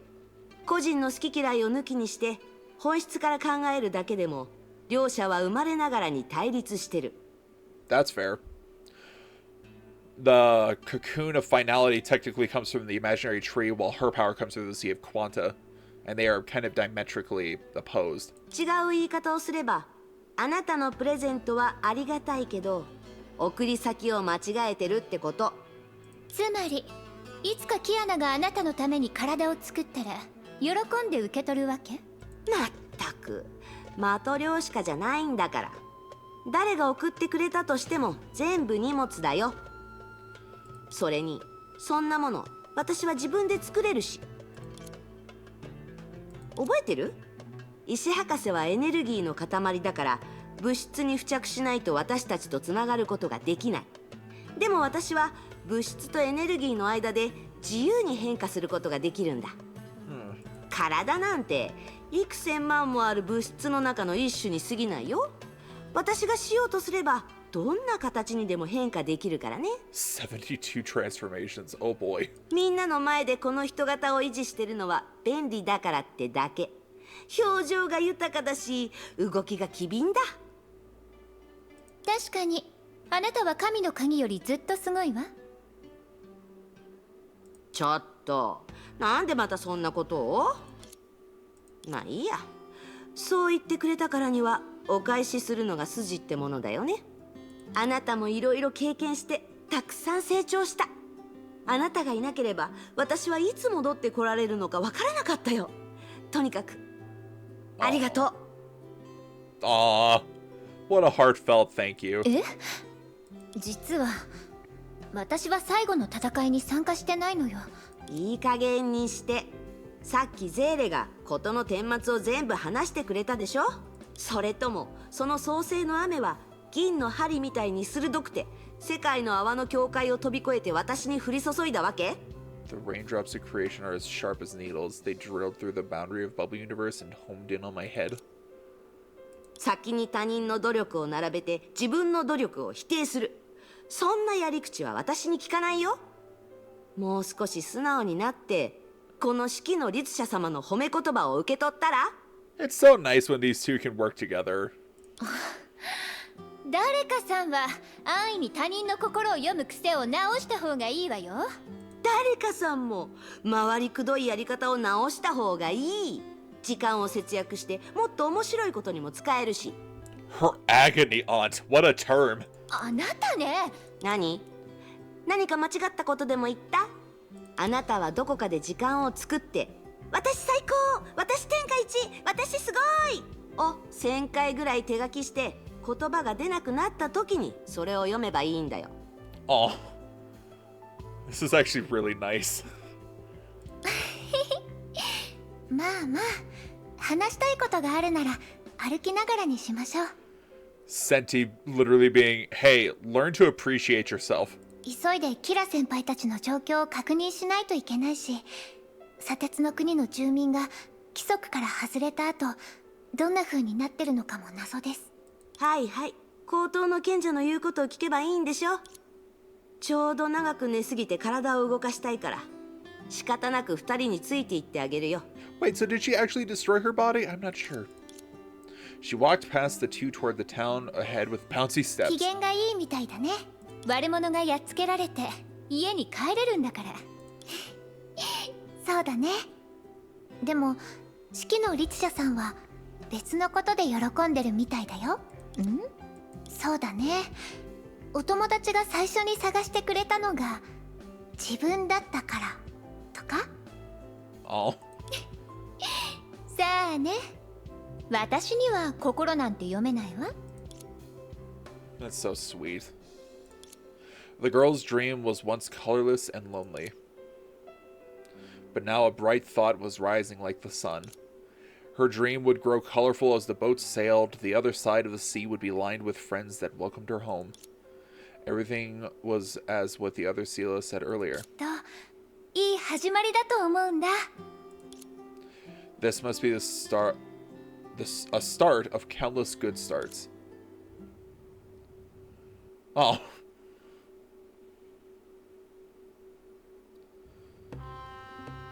Oh, shoot.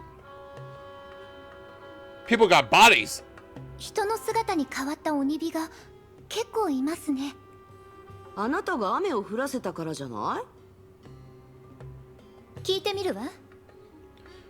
What a sick looking scythe. Holy hell.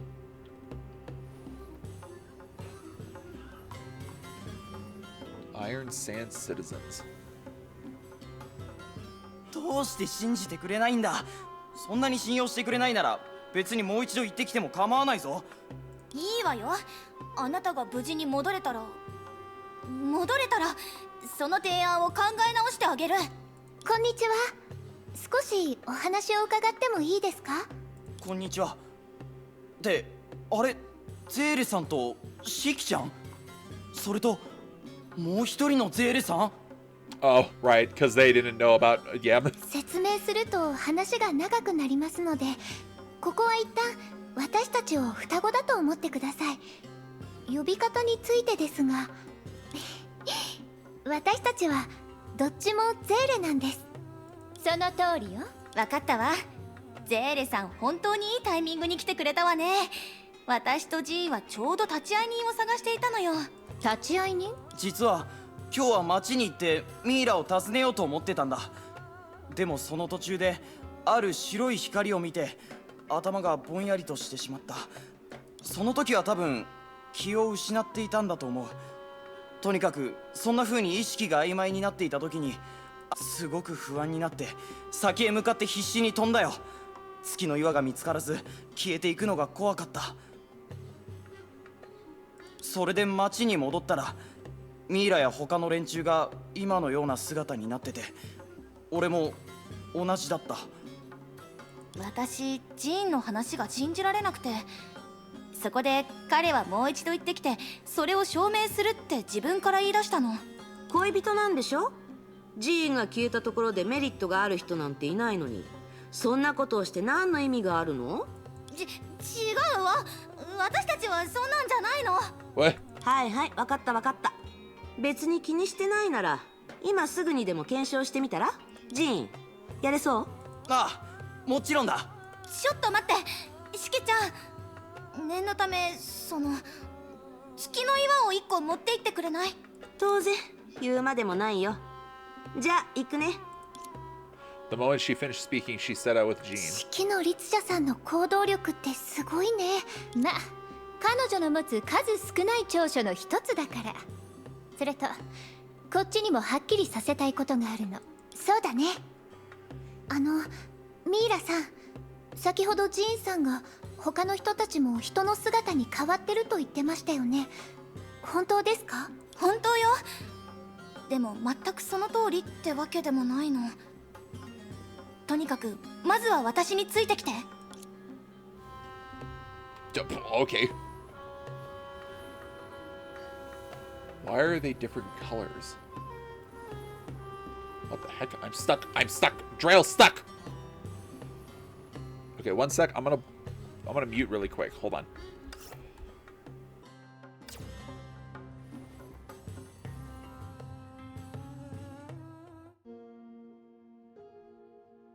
私たちが遭遇したことも大体変わりないわ。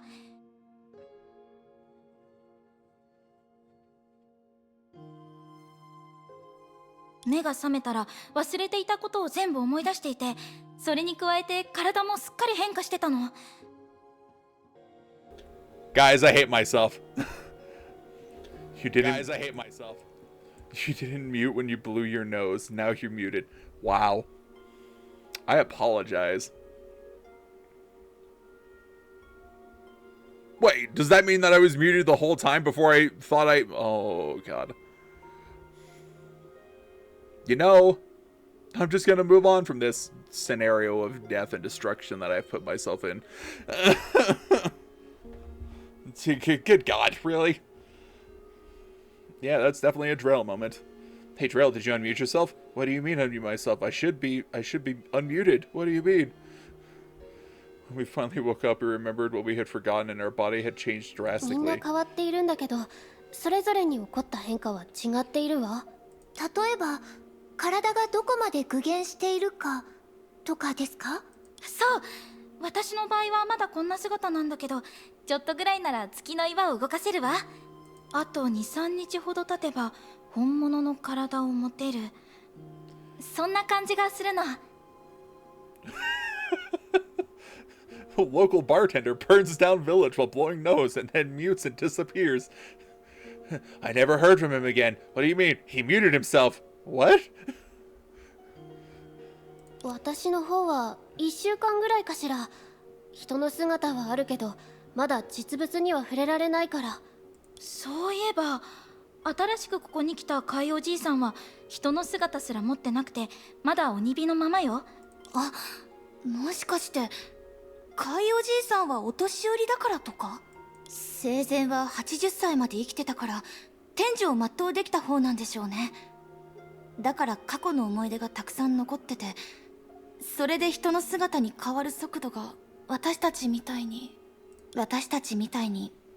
早死にした人より遅いのかもね。 That's sad. 天寿を全う、それは羨ましいわ。The girl felt a lump in her throat. Without doubt, the young people talking to her right now, including the people she met earlier, were mostly based on the residents of the holy city that died before their time. Yeah, based on. They weren't the deceased themselves. The Herschel rebirth saw, and even the finality had no right to reverse absolute death.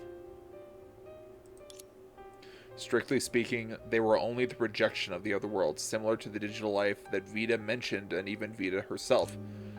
Perhaps it was because they were similar to humans in their speech and thought that she had subconsciously viewing these non-human humans as humans, so much that she often forgot about their origins. But even though they had assumed a form and inherited a persona, they still embraced a world that the living avoided and the dead couldn't utter death. Therefore, they craved a new life all the more. Across the entire country of Iron Sand, how many people like him were there? みんなどうして黙り込んでるの？なんでもないわ。少し考え事をしてただけよ。私もです。でもみんなの身に起こっていることはだいたい予想がついてる。さっき言ってた海おじいさんは私たちがセントソルトスノーにたどり着いた頃にちょうどお葬式をしてたよね。あの時は社の規則がまだあったからここに現れることができたんだと思う。あなたたち海おじいさんに会うつもり？必要だったら連れてってあげるわよ。はい、じゃあお願いしますね。I follow the willow of the wisp again. Which one's gonna be Kai? Is it gonna be the guy on the left? Oh, it's gonna be this guy over here. I see. Excuse 海 me. おじいさん、この二人がしきちゃんのお友達よ。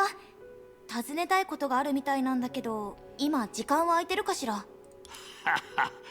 遠慮なく聞いてくれ。海おじいさん、おじいさんも以前突然気絶してその後目が覚めたことはありますか？あったのう。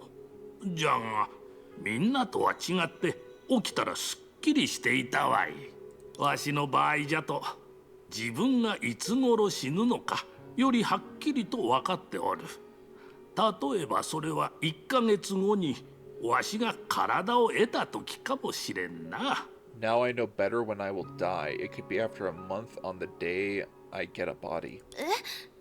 でもこれは賢者様が私たちを神聖へと導くための第一歩だってみんなは言ってたわよ。海おじいさんだけが真逆なんて不公平にも程があるわ。わしだけじゃないぞ。隣のカルジーやローズばあさんも同じ予感がしておった。どうして？ミイラ、あんたが何を言いたいのかよ。あんたはまだ若い。じゃから賢者様が途絶えた道をつなげることは理にかなっておる。ごめんなさい。規則が消滅したら東映は元の状態に戻っちゃうから。つまりオリジナルと同じくらいに年を取ってしまう。What?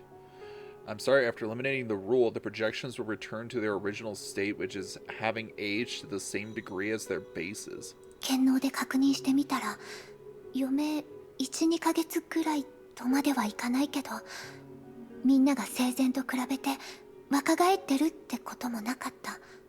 これからどうするつもりですか？まあベッドに寝転がって一日中涙を流すなんてことはないじゃろうな。ああ、この姿では涙も流せんの。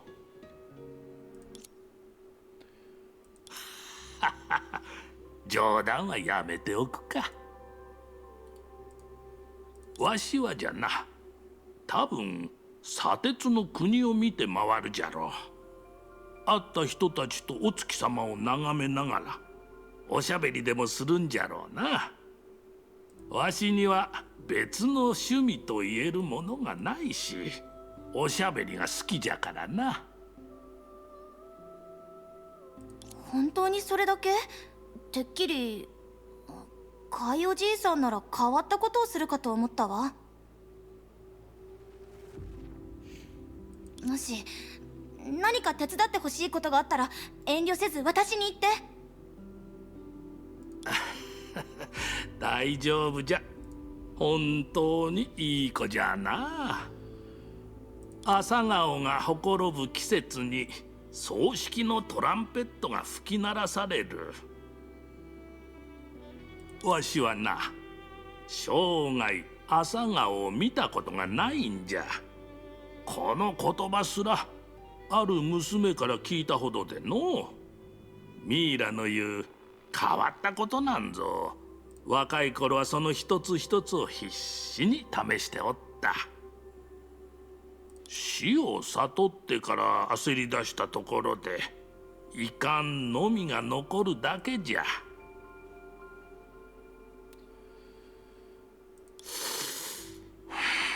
それに最後の時間は会に残そうと思う。愛してくれた人にもう一度わしが去っていく姿を見せるのはごめんじゃ。おじいさんはその怖くないの？ Even though she had experienced death, the young wisp still didn't have the courage to say it. もちろん怖いぞ。怖くないものなどどこにおる。そりゃ誰もが経験するものじゃ。人生にとっては最後のテストみたいなものじゃろう。そうなるとわしゃ2度目の受験になるの。じゃあどうしてまだ笑えるの？ The wisp named Kai dimmed for a minute. A mimit? Minute. Moment. Ugh, words. But it soon regained its brightness. カイは間もなく虚無へと旅立つかもしれん。じゃがもしかしたらどこかの子供が摘んだばかりのまだ雫が滴る朝顔を墓に備えてくれるかもしれん。もちろんそれはわしではない。じゃがそれもわしかもしれん。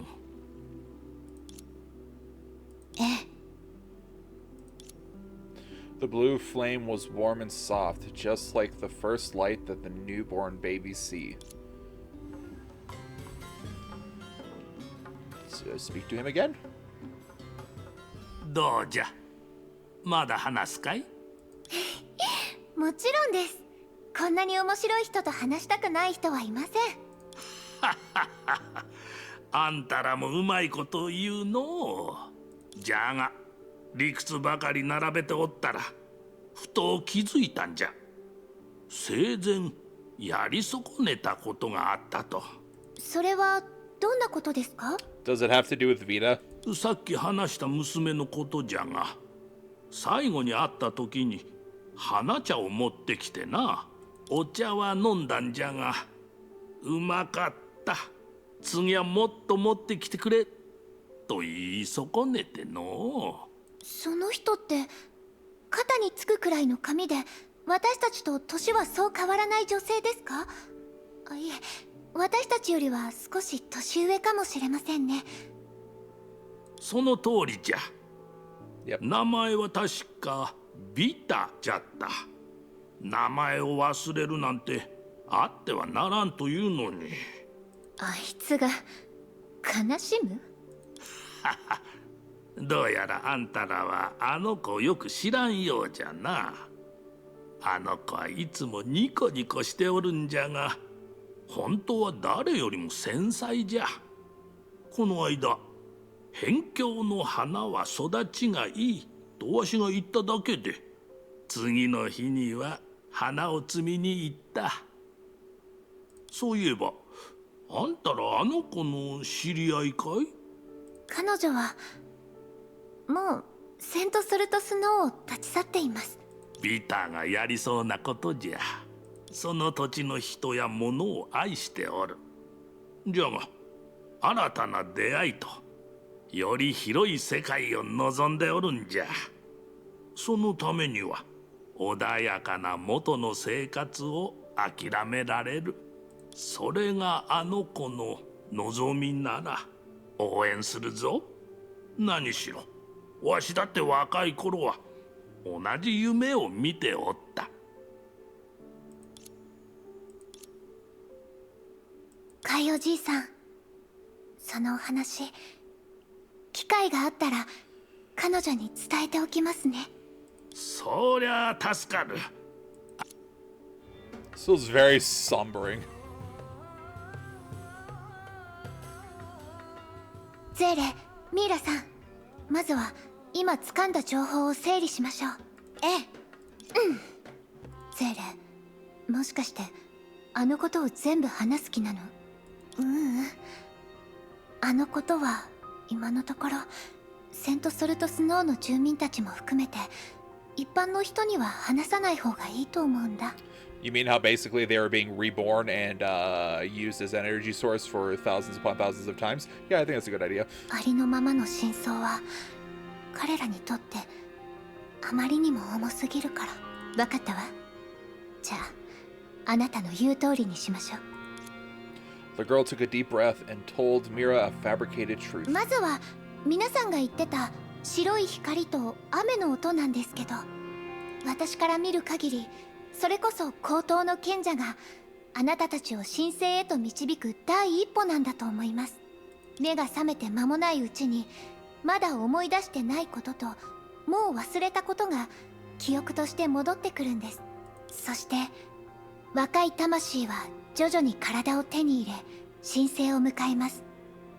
逆に老いた魂は体を手に入れた途端に年を取り始め、最後は再びつまり賢者様の導きは若い魂への贈り物で、そして老いた魂にとっては安らぎみたいなものかもしれません。分かってるわ。遅かれ早かれみんなはそれを経験するもの。賢者様はみんなの間にある差を補っただけに過ぎない。ただ今回以降はもう砂鉄の国のようなところは二度と現れないのよね。はい、もうないと思います。 The girl closed her eyes, her feelings mixed. They did dispel the gloom that had enshrouded the two worlds for so long. But be it a present or a requiem, it didn't come at the right time for them. ゼーレさん、大丈夫？大丈夫です。続けて話しましょう。 She forced a smile at Mira. それからジーンさんと式の律者さんが検証していることですけど、多分月明かりがなくても生きていられるなら聖者の世界に向かうことも可能だと思います。本当に？その通りだ。 A humanoid wisp suddenly drifted between them. ミイラ、本当なんだ。シキちゃんは俺を連れてそのことを実証した。それで彼女はどこにいるの？それなんだけど、彼女は折れた塔の前で新しく来た住民と揉めてるんだ。Is that newcomer gonna be Is that gonna be Miss Elm? 新しく来た住民？ゼーレ、それっておかしいわよね。シャの手から逃れられた今、セントソルトスノーの聖者たちはもう祈りで身近な人を原型とした鬼火を作れないはずよ。うん、確かにおかしいね。ジンさん、ここは一旦あなたとミイラさんに任せますね。私たちは何が起こったか見てきます。ああ、問題ない。任せてくれ。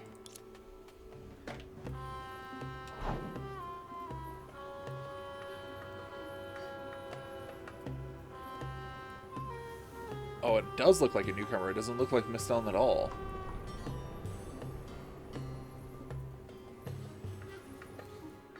やあ、あなたたちいいところに来たね。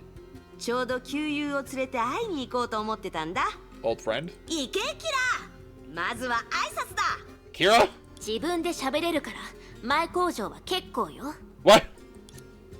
キラ、どうして死んでるの？ちょっとどうして真っ先に人を死者呼ばわりするのよ。私たちを責めても仕方ないよ。だって今のあなたは鬼火なんだから。誰だってそう聞くに決まってる。What? 式の律者さん、キラ先輩はきっと死んでなんかいませんよ。やっぱりゼーレが一番安心させてくれるわね。ちょっと待ってて。試しに外の鍵で携帯を再構築できるか試してみるから。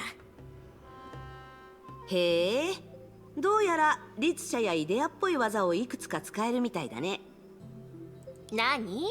もしかして触手形態とかの方がお望みだったかしら。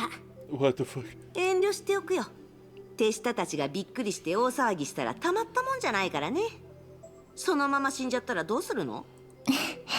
キラ先輩もプロメテウスさんと同じようにセントソルトスノーで目を覚ましたんですね。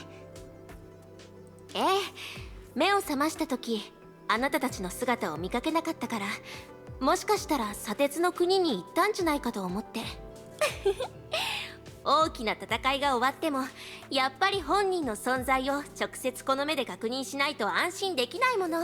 それでプロメテウスに口頭から探すよう言われたのよ。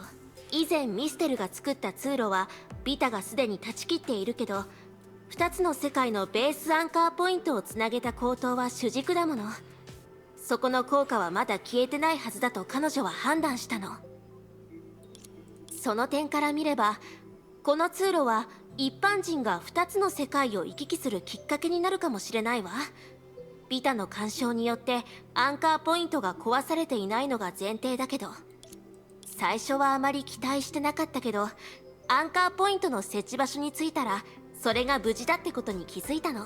だからセントソルトスノーに残されたアンカーポイントに触れて砂鉄の国にたどり着いたってわけ。そうよ。あ、ちょっと待って、もしかしてこのアンカーポイントはあなたが直したの？そのことについてはゼーレに感謝しなさい。彼女は最初からそのことに気づいていたの。だからビタと戦っている時に残された賢者の権能でアンカーポイントを修復するよう私に頼んだのよ。Oh, that's why Valonia went away during Sila's fight. 結果から見ればこのアンカーポイントのおかげで創世の雨を2つの世界の泡に降らせることができたわ。それに砂鉄の国とセントソルトスノーをつなげることもできた。さすがに最初から気づいてたわけじゃないよ。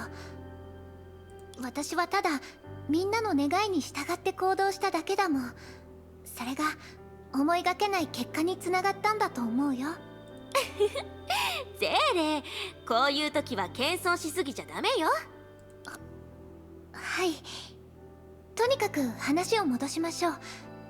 キラ先輩が鬼火になっているのはビタさんが言ってた社の規則と関係があるんでしょうか？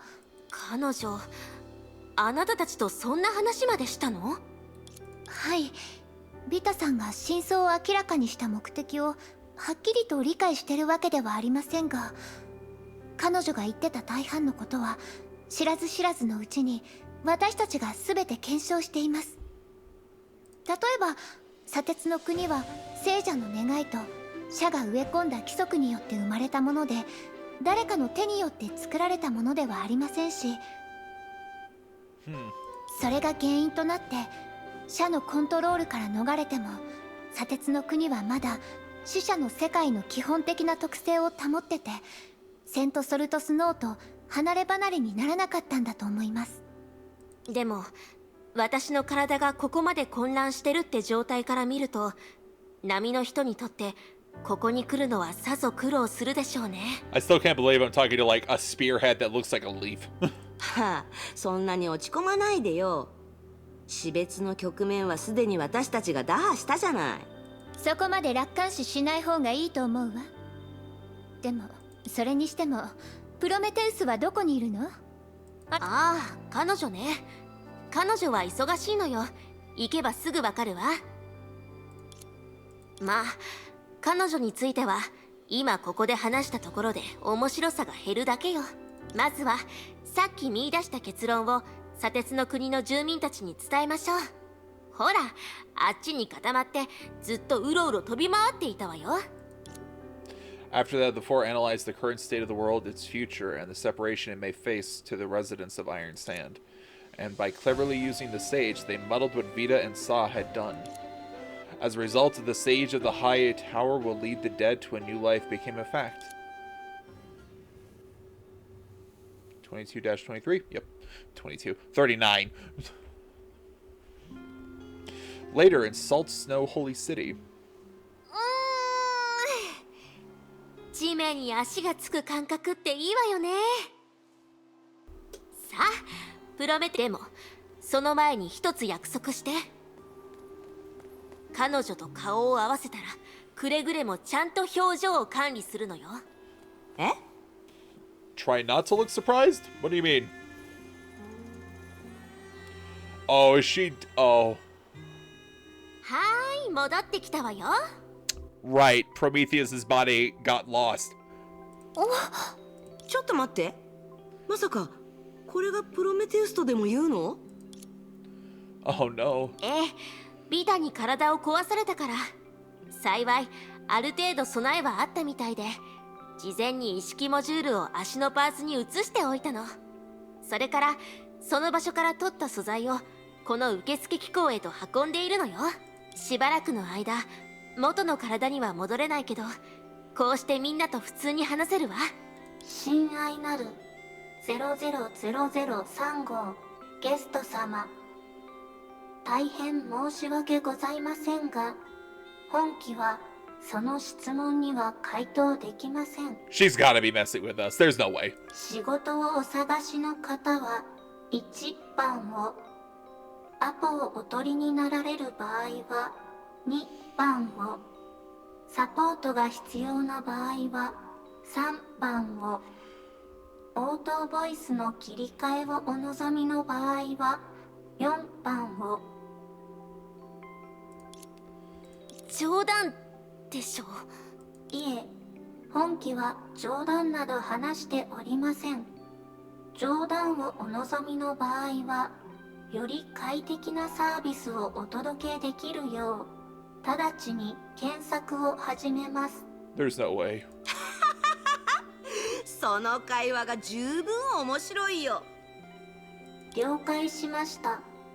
すぐにこの会話をデータベースジョークへと記録します。データベース。あなたたち。キラ、ここは2番と言ってみたら。4の方がいいんじゃない？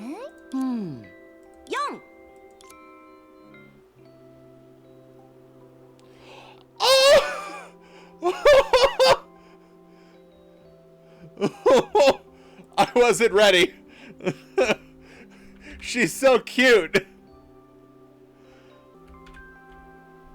I wasn't ready.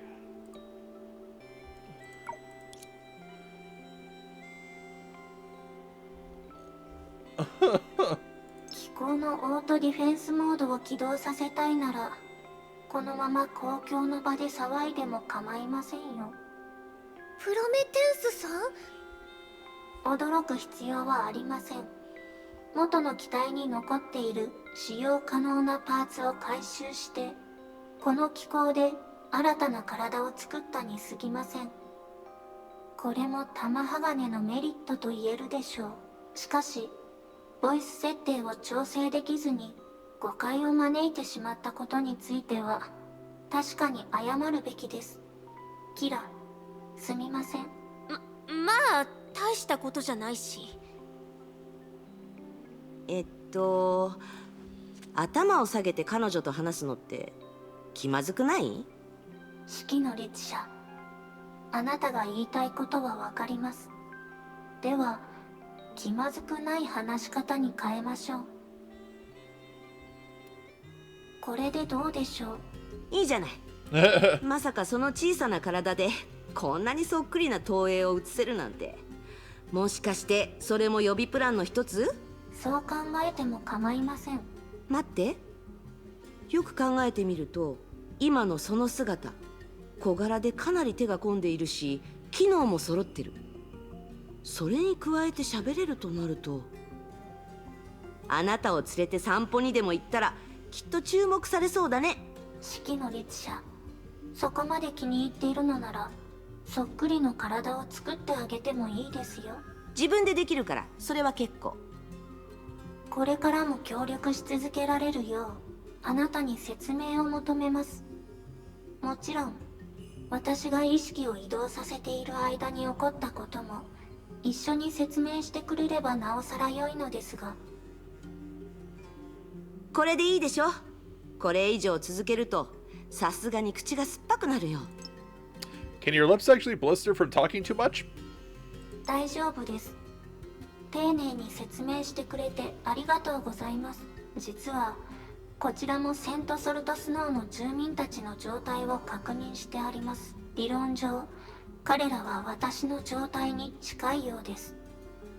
意識が再びはっきりとし、再度体を制御しています。終焉とは別の独立した律者として、ゼーレは自身の権能をうまく運用できています。何はともあれ、未だに連絡が通じない一部の仲間を除けば、この冒険の結果は望ましいものと言えるでしょう。Nice. それって石博士とミステルのこと？はい。しかし彼女たちの状況を一概に説明することはできません。どういうこと？そういえば式の律者はその場にいなかったものね。シュレーディンガー博士の存在のあり方については以前話し合ったことがあります。彼女に対するビタの干渉は多分2つの世界の泡とのつながりを切っただけだと思います。社の規則が無効となった今ならシュレーディンガー博士との通信が回復するのも時間の問題だと思います。しかしそれに比べてミステルの場合はかなり複雑です。誕生の仕方の制限のせいでミステルは唯一所持する実体で精魂空間を出入りする必要があります。つまり現実での存在のあり方が破滅するのを代価にしてエネルギーの波に身を投げ込んだ瞬間から彼女はしばらくの間実数世界へ帰還できる機会を実質上放棄しています。再び蘇るには実体が必要となります。彼女が向き合うのは時間だけではありません。確率も存在します。統計学では両者は本質的に変わりはありませんが。They were silent. The momentary silence. Stop!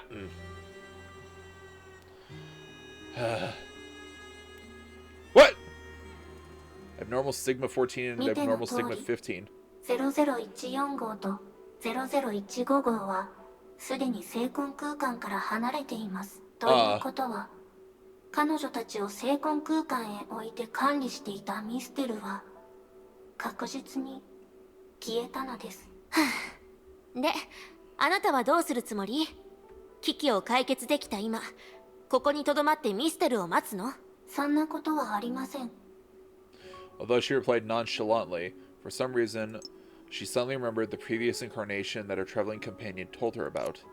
The only time Miss Stallon mentioned that person, she did so in a rather relaxed tone, as if attempting to conceal a subtle emotion, as she always did. So, what was that emotion? Because I couldn't say it that time, from then on, I say what I think. Because I couldn't do it that time, then from then on, I do what I say. Similar thoughts motivated every individual who was fearful and bound by regret. Every choice they made would gradually dissolve the pain of that past and transform it into hope for the future. So as if pronouncing a judgment, she made a decision. 私は待ちません。私は彼女を解放しに行きます。昔、彼女が私を救ってくれたように。Oh yeah. Because Prometheus's existence was only saved from collapsing in the bubble universe she was in by Miss Down. わかったわ。じゃあ、あなたとミステルの幸運を祈ってるわね。ありがとうございます。でも、一つだけ言っておきます。おそらく固有世界のご友人たちは、もうすぐたどり着きます。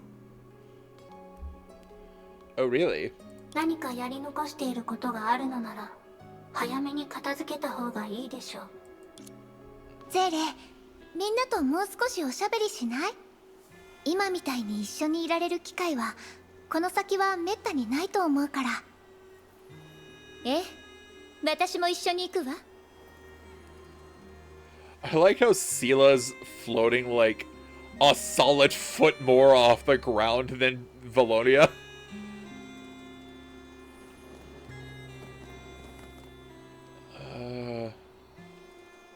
Let's talk to them first.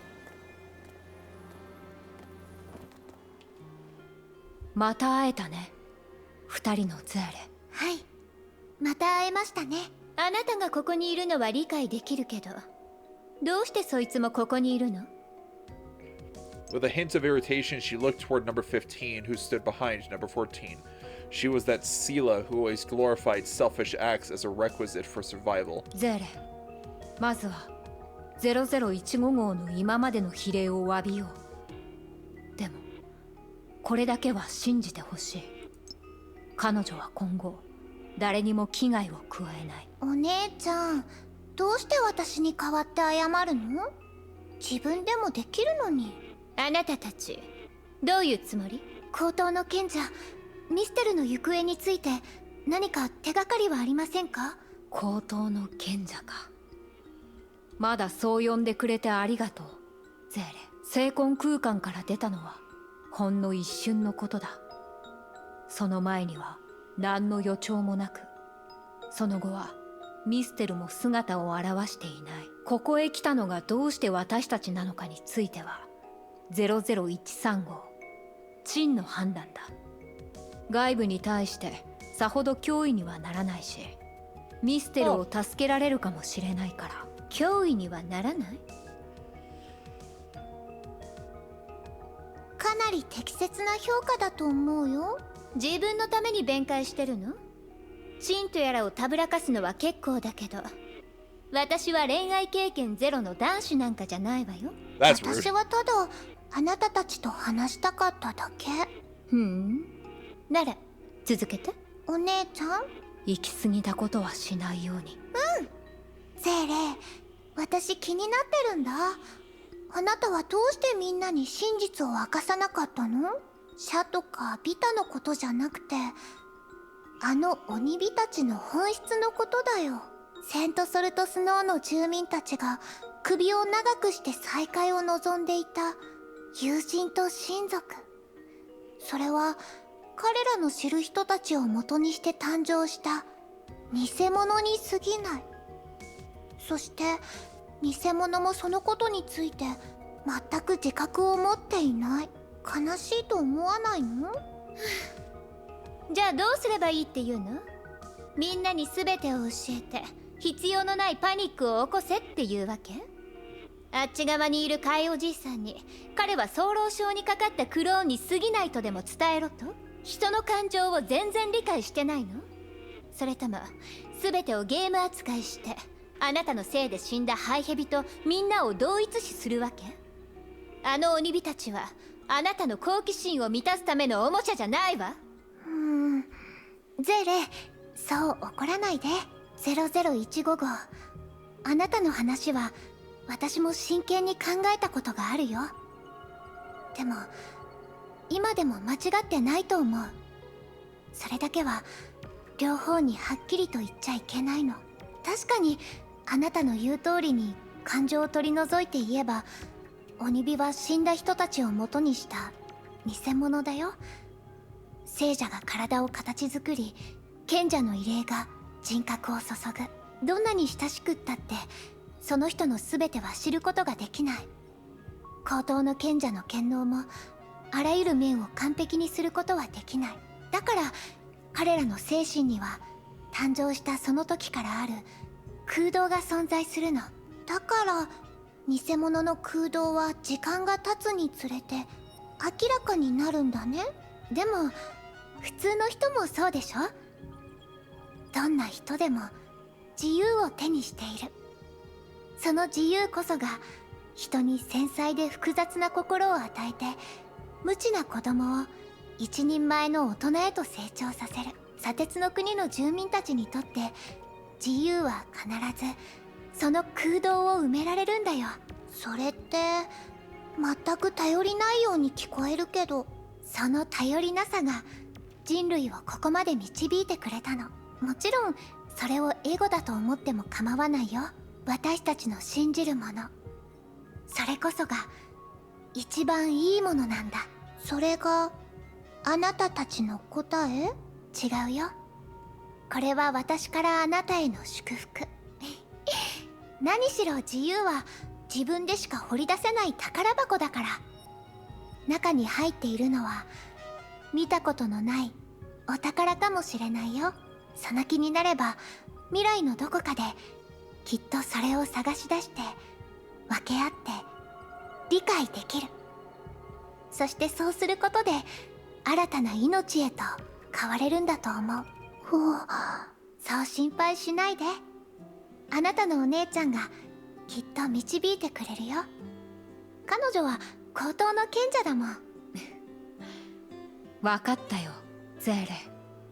私はちゃんとその責任を全うする。でも正直に言うと、君たちは私が思いもしなかったことをやり遂げてみせた。私が言ってた見本のことは覚えてるだろうか。あの時の私から見て、君たちはそんなにも違っているのに、同じ体の中で仲良く過ごしていて、とても羨ましいほどの均衡状態にあった。その生き方で気づきを得たんだ。私は思わず鬼火という人ならざる者が聖者と一つの体を分け合うことで人になれる可能性があるのではないかと考えた。ミステルは当時からそれが非現実的で双方の意思を尊重していないのだと悟ってたんだろう。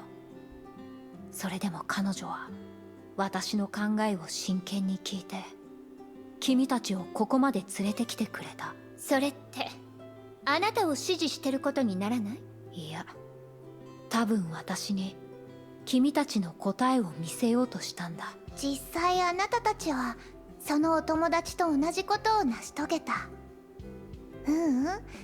彼女たち以上にうまくできてた。そうだね。賢者の権能は規則の消滅とともに消えたけど、ゼーレは正真正銘の高等の賢者となった。これを先代の賢者からの旅立ちの祝福だとでも思ってくれ。ここにある命と私を解き放ってくれてありがとう。ちょっと待って、旅立ち？ああ、私たちはミステルを助けないといけないから。でも安心してくれ。その前に私は高等の賢者としての最後の責務を全うする。みんなのためにこの先の道をなじませることも私がやるべきことだ。私たちの賢者様は相変わらず真面目ですね。お姉ちゃん、一つ質問があるの。ゼーレが言ってたそれって何？自由の宝箱に詰められているお宝って一体何なの？0015号、ゼーレたちにはまだやることがたくさんあるんだ。今はまだ言えないの？じゃあその日を楽しみにしてるね。ああ、いつか君も望んだ答えを見つけられる。それは君だけの愛という宝物だ。Oh. Oh. Okay, before we continue the conversations, I do need to do a stretch break. So, folks, we'll do another ad break here, and we'll do some stretches. So go do your bio breaks, go rehydrate, stretch, do what you need to. We'll be back in a few. Alright, I return. Okay, let's go talk to Prometheus. あなた、ミステルとそんなに仲が良かったのね。昔、ある若者の間で流行っていた言葉をメイ博士から教わったことがあります。恋人とは式を挙げる前に旅行するべき。確かそんな話でした。あの頃は災いを前にしていましたから、彼女とケビンに旅行をする機会なんてありませんでしたが、それでも初めから存在しない旅行に彼女は期待を膨らませていました。もちろんこれはある種の嘘に過ぎません。それでも本物の気持ちであることにも変わりはありません。何しろ誰かとの旅はもともとめったにないことですから、そしてめったにないからこそ相手がそれに値する価値を持っていることを意味しているのです。まあ普通はミステルを友達扱いすることはないでしょうが、この言葉はあなたたちの関係に使った方が適切でしょう。何はともあれ一心同体は互いに助け合うという状態をはるかに上回っている特殊な関係です。そう。しかし重曹ウサギはそのことにいささか不満を抱いているようですが、重曹ウサギ。 Sela looked at her wrist of the other her. That was when she noticed the blue string tied around her wrist, which was the activation device for Project Bunny, had fallen off in the heat of battle. 安心してください。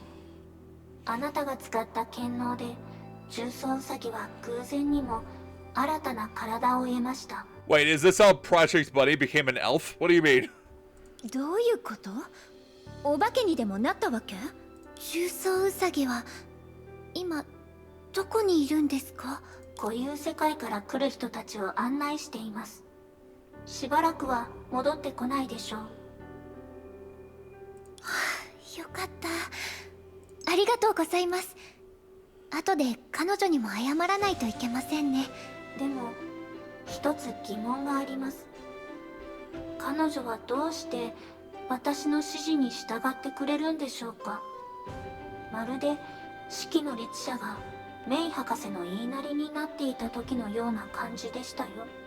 それは多分何かしらの習慣かもしれません。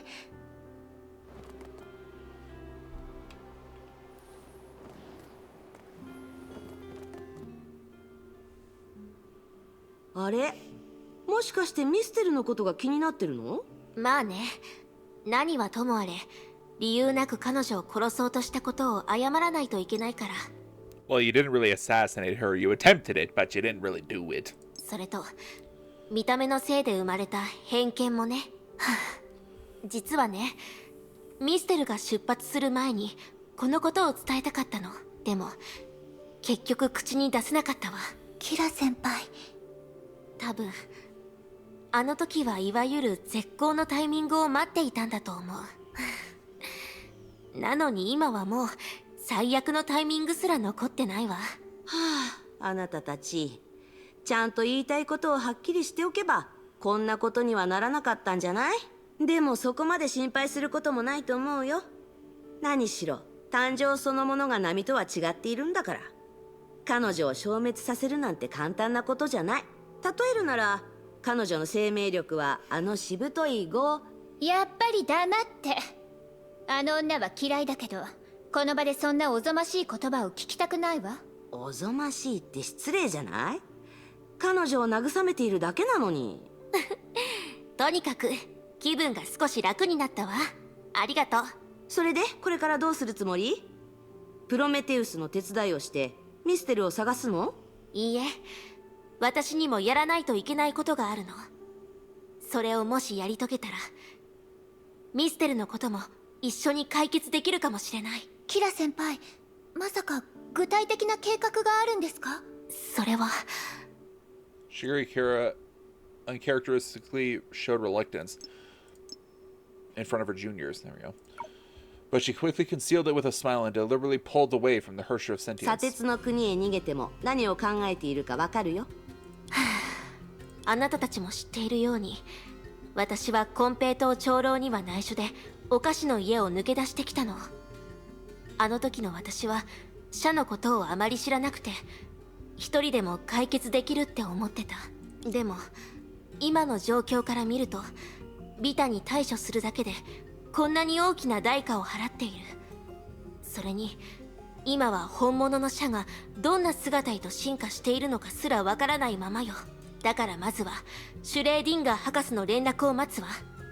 その後は彼女と固有世界へ戻ってテレサとキアナに助けを求めるのが最も穏便な方法よ。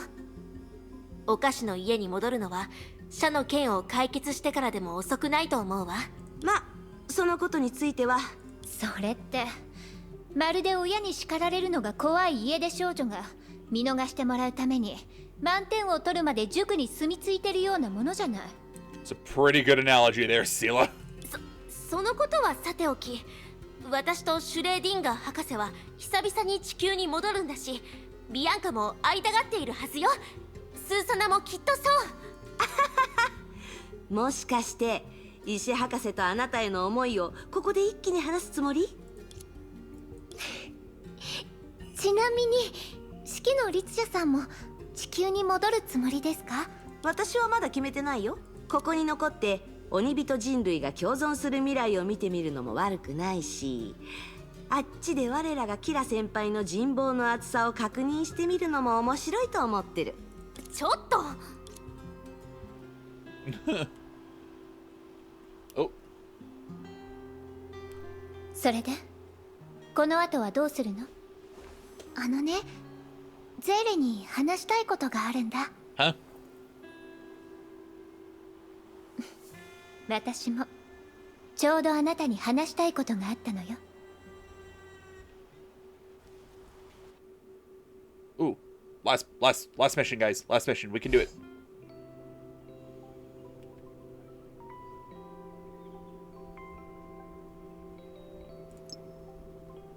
着いたよ、ゼーレ。ここが私やスーサナさん、キラ先輩の旅の始まりだったんだ。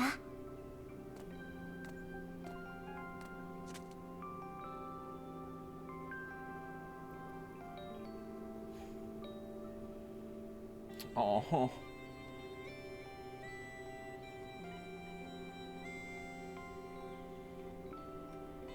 遠くに高塔が見えて行き来する町の人たちも近くで眺められる。私たちの出発地点と比べたら確かに旅行と言えるわね。そうだね。まだ鬼火のことを考えてるの？ゼールには隠し通せないよね。もちろんよ。そもそも隠し事なんてあってはならないの。それが悩みだったらなおさらよ。うん。ゼーレ、私は時々思うの。自分はあの時もっとうまくできたんじゃないかって。どうしてそんなことを言うの？鬼火に真相を隠そうと0015号の前であんなことを話そうと、未だに彼らの未来を心配せずにはいられないから、嘘と真実、それ以外のより良い第3、第4の選択肢があったんじゃないかって考えちゃうの。それと海おじいさん、最初は鬼火たちに本当の意味での神聖を与えようと思ってたんだ。でも結局あれぐらいのことしかできなかった。もちろん命を与えることは死を与えることを意味する。だけど私じゃ到底みんなに本物の平等を与えることはできない。望みを与えてそれを奪う。もしかしたらそっちの方が最初から希望がないより残酷なのかもしれないね。それはちょっと過小評価しすぎよ。大昔のことはさておき、成婚計画に抗っていた時のことは覚えてる？あの時は夢の塊から離れたくない人がいたでしょ。そのことについてキアナは後悔してると思う？最後に出した自分の答えを完璧じゃないって思ってる？それは自由を手にしたいなら必ず代価が必要よ。だから変なことはもう考えないで。私から見れば創世の雨は境目になったわ。その境目を越えた鬼火たちは自立して、あなたが思っているよりもよっぽど強くなってる。今の彼らは正真正銘の自由を手にしてるのよ。私と四季の律者の出発地点が砂鉄の国だってことを忘れてないわよね。結構長い間一緒に過ごしてきたんだから、それくらいの変化はわかるわ。かつての彼らは聖者の願望によって生まれて、その願いに操られてた。だから四季の律者でさえ心を読み取れなかった。みんなで力を合わせてビタに勝って規則を壊したからこそ、彼らの本当の願いは初めて自由に成長できるようになったの。人のように生き、人のように死ぬ。鬼火の願いはそんな単純なものに過ぎないのよ。もっと完璧に成し遂げたいって気持ちはごく自然の考えだけど、長空市での最後の一晩に自分が何を言ったか覚えてる？無謀者は絶対に捕まえる。メイさんをびっくりさせるの。あとは中層ウサギの充電と、機会があったらプロニャお姉ちゃんを説得して残業はほどほどにって。そしたら私と一緒に。それが本当のことだとしても、ブローニャお姉ちゃんとメイさんに知られてなければ。それは少し手遅れかもしれません。Well.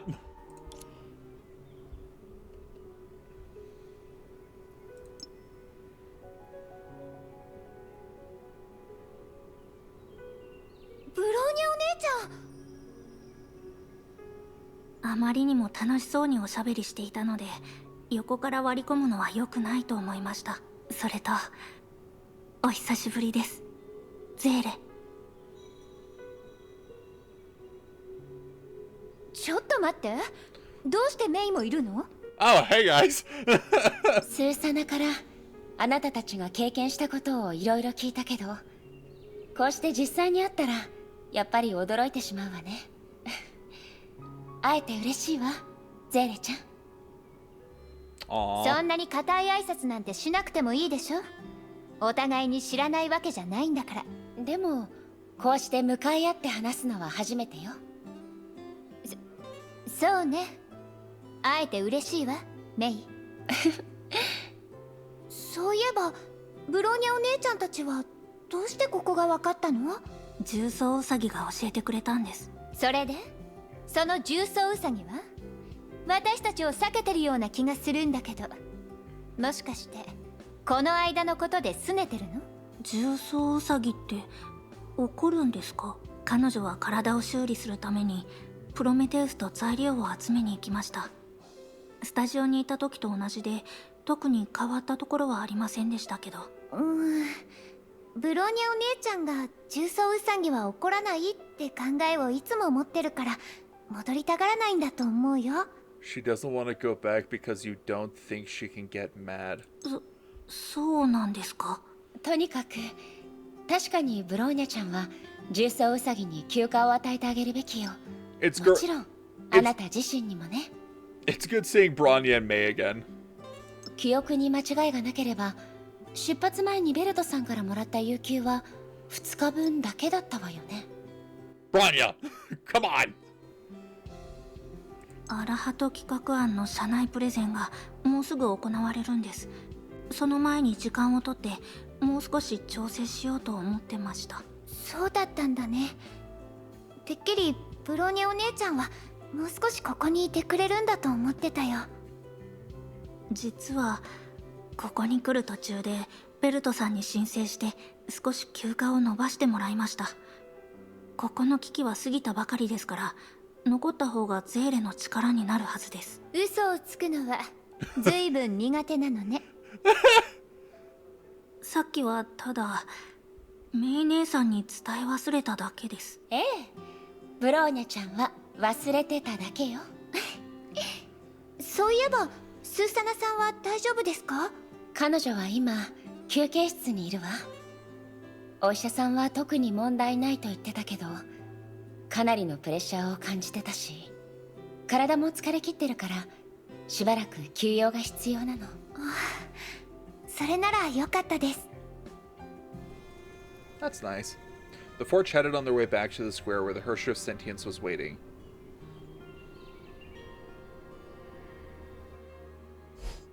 やっと戻ってきたんだ。危うく人探しに行ったやつも失踪したんじゃないかって心配するところだったよ。久しぶりに会ったんだもの。ちょっとくらいおしゃべりが長くなってもいいでしょ。それで0014号と0015号は？さあ、あなたたちと同じように内緒話をしてるのか、もしくは最後の仕事に向けて口頭に戻って準備してるのかもしれないね。二人と顔を合わせられなかったのは残念だと思うけど、ブローニャにとっては成婚計画のおかげでできた妹のようなものだしね。0015号のこと？ざれ言はよして、あんな生病法じゃ騙せるのはせいぜいロザリア程度よ。Suddenly. スーサナからの通信です。彼女もやっぱりこちらの状況が気になるのね。もしもし、皆さん聞こえますか？聞こえるよ。セーレさん、そちらの方は大丈夫ですか？博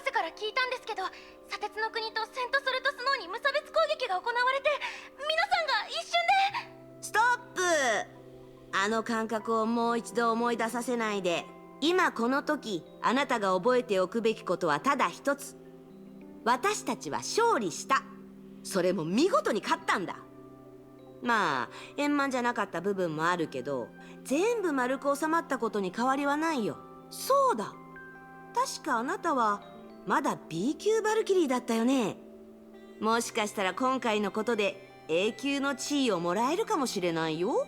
今の天命のバルキリー審査ってそんなに適当なの？キラ先輩、式の律者さんの話を鵜呑みにしないでください。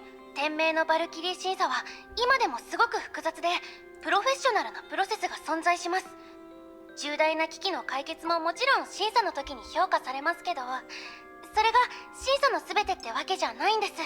それに昇進はそんなに大事なことではありません。 Susanna still fell silent for a moment. Doubtlessly, she did her best and managed to contact the reinforcements in the proper world, but in terms of results, even without reinforcements, even without her, her stranded companions still saved the world. This was the chasm between sand grains and stars.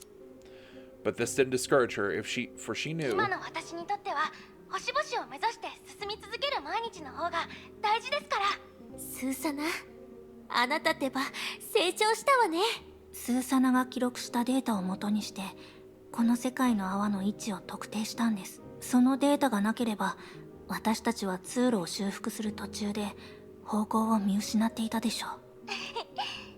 今後も皆さんを助けられるように引き続き頑張ります。気合が入ってるじゃない。バカロザリア、大声を出さないで。休憩しているスーサナの邪魔になるでしょ。It's the twins on the other line. 大丈夫、もう起きてるから。ロザリア、リリア、キオラハウスに遊びに行ってたんじゃなかったの？どうしてスーサナのところにいるのよ。あっちにはクーちゃんがいるから心配ないわ。あなたたちの通信が途絶えた後、長空市で手がかりを探すようにテレサちゃんから連絡があったの。めぼしい情報は見つからなかったけど、スーサナがここに戻った時、私たちはちょうどその場にいたから彼女のお世話をするって言ったんだ。あなたならともかくロザリアが世話？本当に大丈夫なの？どうしてゼーレにまで舐められなきゃいけないの？キオラハウスでは私が一番人気の先生なのよ。でもロザリアと競う相手は私しかいないし、スーサナも子供じゃないよ。あなたたちスーサナのために何かお芝居でもやってあげれば？そうすればアイドル活動に支障も出ないし、スーサナも気分が良くなって体調が早く回復するんじゃないの？ Do these two know about her? They don't seem to be reacting much. どうして何をしているのか分かったの？本当にやってたのね。ちょっと待って、その二人アイドルになるの？実はお姉さんはね、アイドルに関してはいろいろと経験豊富なの。私の指導のもと、スーサナとゼーレはここでものすごいライブを開催したのよ。Oh boy. ゼーレにそんな一面があったなんて意外です。お姉様が知らない一面なんて山ほどあるわ。ただあなたの前では見せないだけ。へえ。キラ先輩、そういうことを皆さんの前で話さないでください。はいはい、次はこっそり話すわね。まずいわ。どうかしたの？テレサちゃんの足音よ。リリア、スーサナ、早く通信を切って。宿題がまだ終わってないのに抜け出してるってバレたら、今夜また教材の暗記を追加されちゃう。じゃあそういうことで、何かあったらまた後で話しましょう。通信を切りますね。Cut the communication almost こ immediately. の光景、なぜか昔の自分を思い出すわ。メイさんもテレサ学園長に内緒でそんなことをしてたんですか？私だけじゃないわ。あなたのブローニャお姉ちゃんもよ。基本キアナのせいですけどね。何かをやらかしてたの？一時期キアナちゃんは寝る前に私たちと一つのベッドでおしゃべりすることに夢中になっていたのよ。でも学園長に見つかってお説教されるのが怖くて、おしゃべり中に時々扉のところまで行って足音がしないか確認してたの。つまんないの。話がしたいならとことん話せばいいだけでしょ。私だったらテレサも一緒に誘うね。その後、そんなにおしゃべりが好きなら一晩中話してなさい、寝るのは禁止よと学園長に散々叱られました。そういえば学園長がスーサナのお見舞いに来たということは、あちらの会議も終わったのね。They're はい、 meeting? こっちに着いたら連絡をするようにと誰かさんが言ってました。 Kiana? The two smiled at each other mysteriously and took out a device with a long antenna. May's call was soon picked up. どうかしたのメイ先輩。キアナちゃん、私たちもゼーレちゃんがいる世界の泡に着いたわよ。彼女たちは無事で事件も解決したみたい。そんなに早く？スーサナが記録したデータと重曹ウサギの案内があったおかげです。敵についてはもちろんゼーレたちが追い払いました。なるほど。みんなは相変わらず頼りになるね。ちょっと待ってください。キアナの方の投影に何か問題でもあるんですか？ずっと人が見えませんが。それは。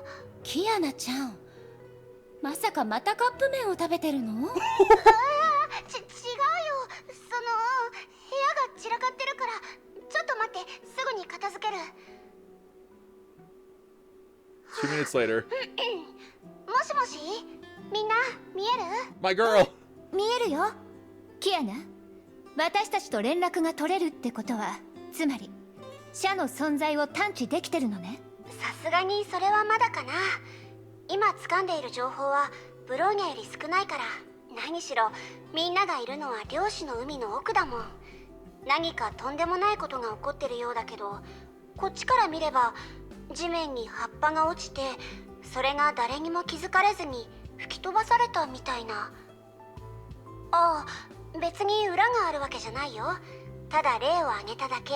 みんなが最初試したように世界の泡を固有世界の近くまで移動させるとか、もしくは相手が固有世界で姿を現したりしない限り、私でも何もできないんだ。ねえ、シャアなんて放っておかない？地球の近くまで来る度胸があるとは思えないし、第一こんなに大勢の律者がいるんだし、それだけでも腰を抜かすんじゃないの？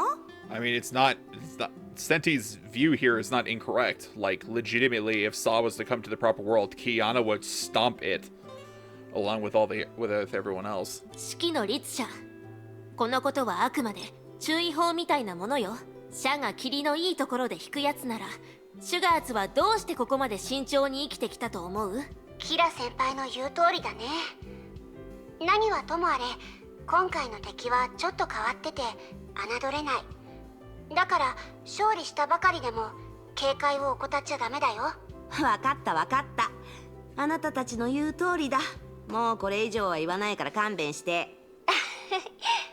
そうだ、式の律者、この後戻るつもりはある？戻る？地球に？まだ決めてないけど。どうして突然聞くの？特に用はないけど、つまり少し復帰の書関連で。式の律者、あなたが行方不明になってた間、彼女はずっと心配してたのよ。相手を間違えてない？そんな暇があるなら僕年人のことを心配してあげたら。それもそうなんだけど、ほら委員長は最近忙しくて。復帰の書ならクラインとも話せるよね。確か彼女が稼働機能の調整をやってるんでしょ？クラインもあくまで機能の調整をやってるだけよ。 Really just helping her test the powers. ああ、わかった。復帰の書は一人で寂しいけど、それをどうにも口にできなくて、だから二人を説得役として呼んだんだ。そう理解しても問題ないよ。わかった。そこまで言うならさすがに断れない。戻っても別にいいけど。復帰の書はきっと喜ぶね。私がわざわざ相手してあげるんだから、もちろん嬉しいはずだよ。しきちゃんの言う通りだね。じゃあ通信はここまでにしよう。クラインからも頼み事があるみたいだから。ええ、それじゃあまた後で話しましょう。それとカップ麺はほどほどにね。クラインがこっそり売ってあげてるってことは知ってるのよ。I know it's Klein who's been selling you them in secret. わかった。これで最後、本当に最後なんだから。May doing her best to make sure Kiana eats healthily, especially on the どうや moon. ら話が終わったようですね。プロメテウスさん、隣にいるのはゼーレは私を覚えていないんですか？ Hey, it's Project Bunny. あなた、もしかして重曹ウサギ？あのバイクの？そちらのゼーレ。バイクはあくまで数多く有する形態の一つというだけで、重曹ウサギ自体を代表しているわけではありません。重曹ウサギ、この前のことは本当にごめんなさい。ゼーレはどうして謝るのですか？複雑な戦況に置かれていたのですから、こちらに気を配る余裕がないのは十分理解できます。じゃあどこか悪いところはない？必要だったら私とブローニャお姉ちゃんが元に戻してあげるから。元に？この体はゼーレからのプレゼントです。感謝すらしたいぐらいなのに、元に戻るなどもってのほかです。わかった。じゃあ今はしばらく休んでて。いっぱい頑張ってくれてありがとね。はい、ありがとうございます。Aw. Intentionally or otherwise, Project Bunny gave Bronya a sidelong glance. It was only after seeing no signs of disapproval that she began to snicker inside. As she expected, Silo took pity on her due to this feeble form, and her boss Bronya was only workaholic,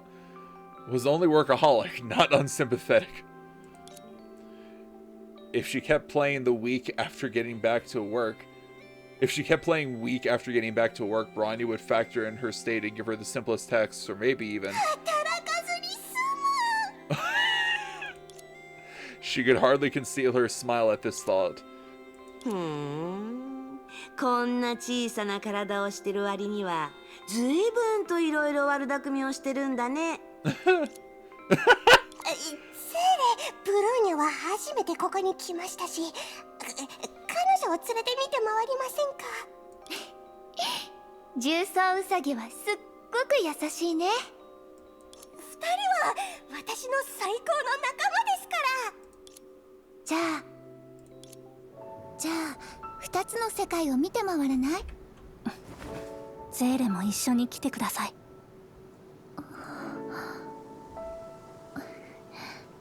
ええ、一緒に行きましょう。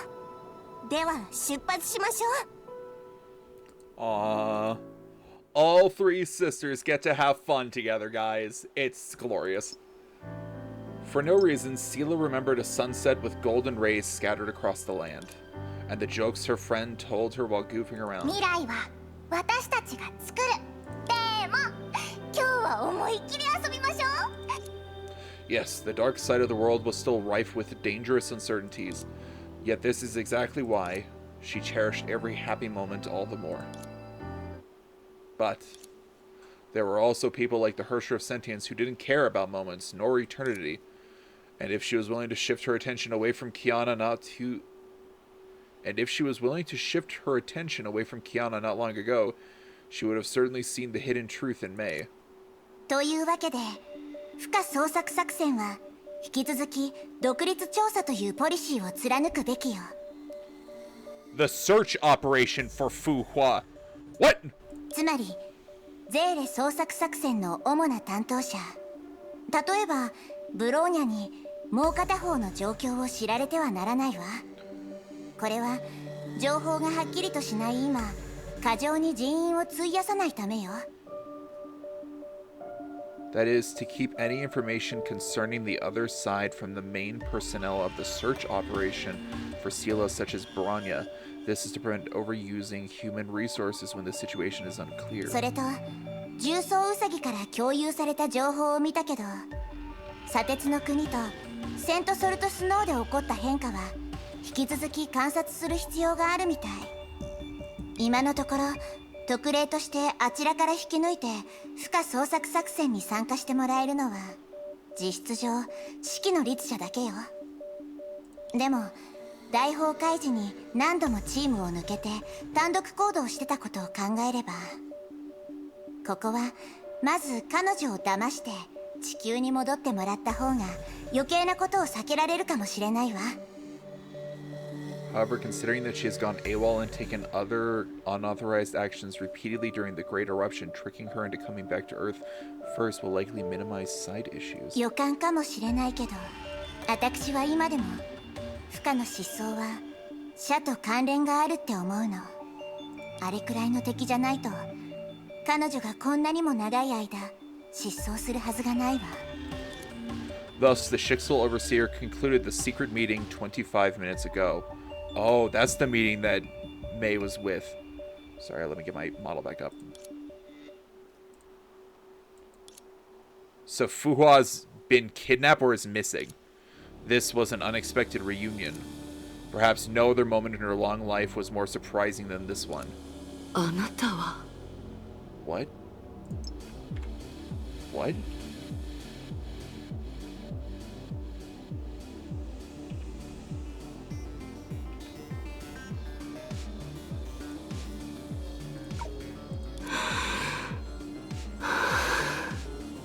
Kiri, あなたはもう What?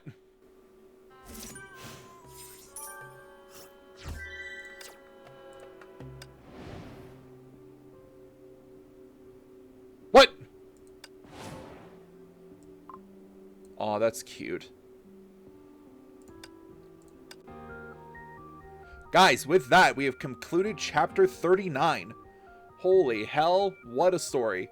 And apparently, some shit's going down with Fuhua. 7 Karma Fala. Oh, it's Fuhua in her Watson uniform. Damn. Alright, next time, we'll be starting chapter 40. And the second half of 1.5. Which will be fun.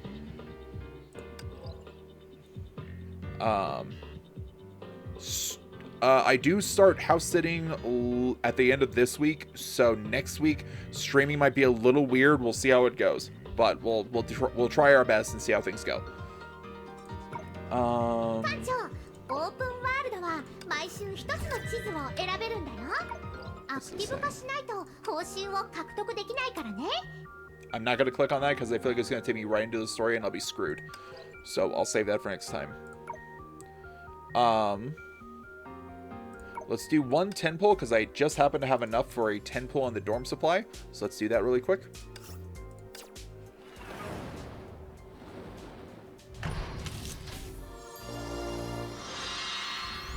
Nice. I didn't need you. You're already maxed out, but that's cool. Cool. Goodness gracious. Goodness gracious. I pulled 5 characters in that 10 pull. I already had all of them, but still, damn. That was unexpected.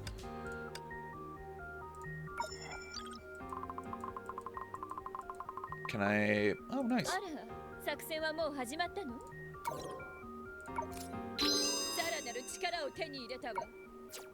Why is your voice so quiet? これ以上は手加減しないわよ。これで強くなったわ。 She's almost double S, which is cool.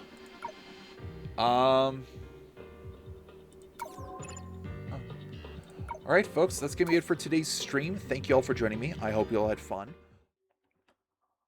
Alright, YouTube, that's gonna be for today's episode. Let me know in the comments what was your favorite part of today's episode. Holy hell.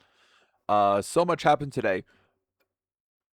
I feel so bad for Branya in Honkai A Fool's Tale.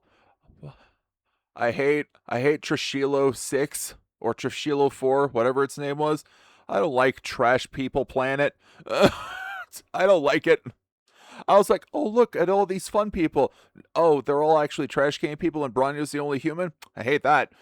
I don't like that at all. Good lord. And then we're back to the Sanjo, and Vita and Sparkle are still just gremlins. And then we finish off, of course, Daughters of the Sea. We have finished off chapter 39, the Silo story of the 1.5 story. I am so happy. What a nice little, like, ending. I like that Branya got to see Sela, like, Valonia for the first time, and this was technically May's first direct meeting with Valonia, which was nice. And then just, like, seeing everyone chatting, seeing Bunny getting her new body, Chibi Prometheus was so cute when she was revealed. I was not prepared. And then just, like, it was such a pleasant little end to the story. I'm happy that, like, the Sealers were able to do so much for Salt Snow, Holy City, and the Country of Iron Sand. I'm still a little sad that Seal's like, I wish I could have done better. But I like that Valonia was like, you did fine. Don't overthink it. Otherwise, you're going to be regretting it for the rest of your life. Just be happy. But yeah, I really enjoyed this, like, final act. It was a nice bit of catharsis and closure for this, like, story overall. I think it was really, really good. And that final image of all of them, like, going off to explore Salt Snow Holy City was really nice. And now we gotta deal with whatever's going on with Fuhua. Surely nothing horrible, right? Right? But yeah, folks. That's gonna be it. I hope y'all enjoyed. Hope y'all have a good night and good day wherever you may be.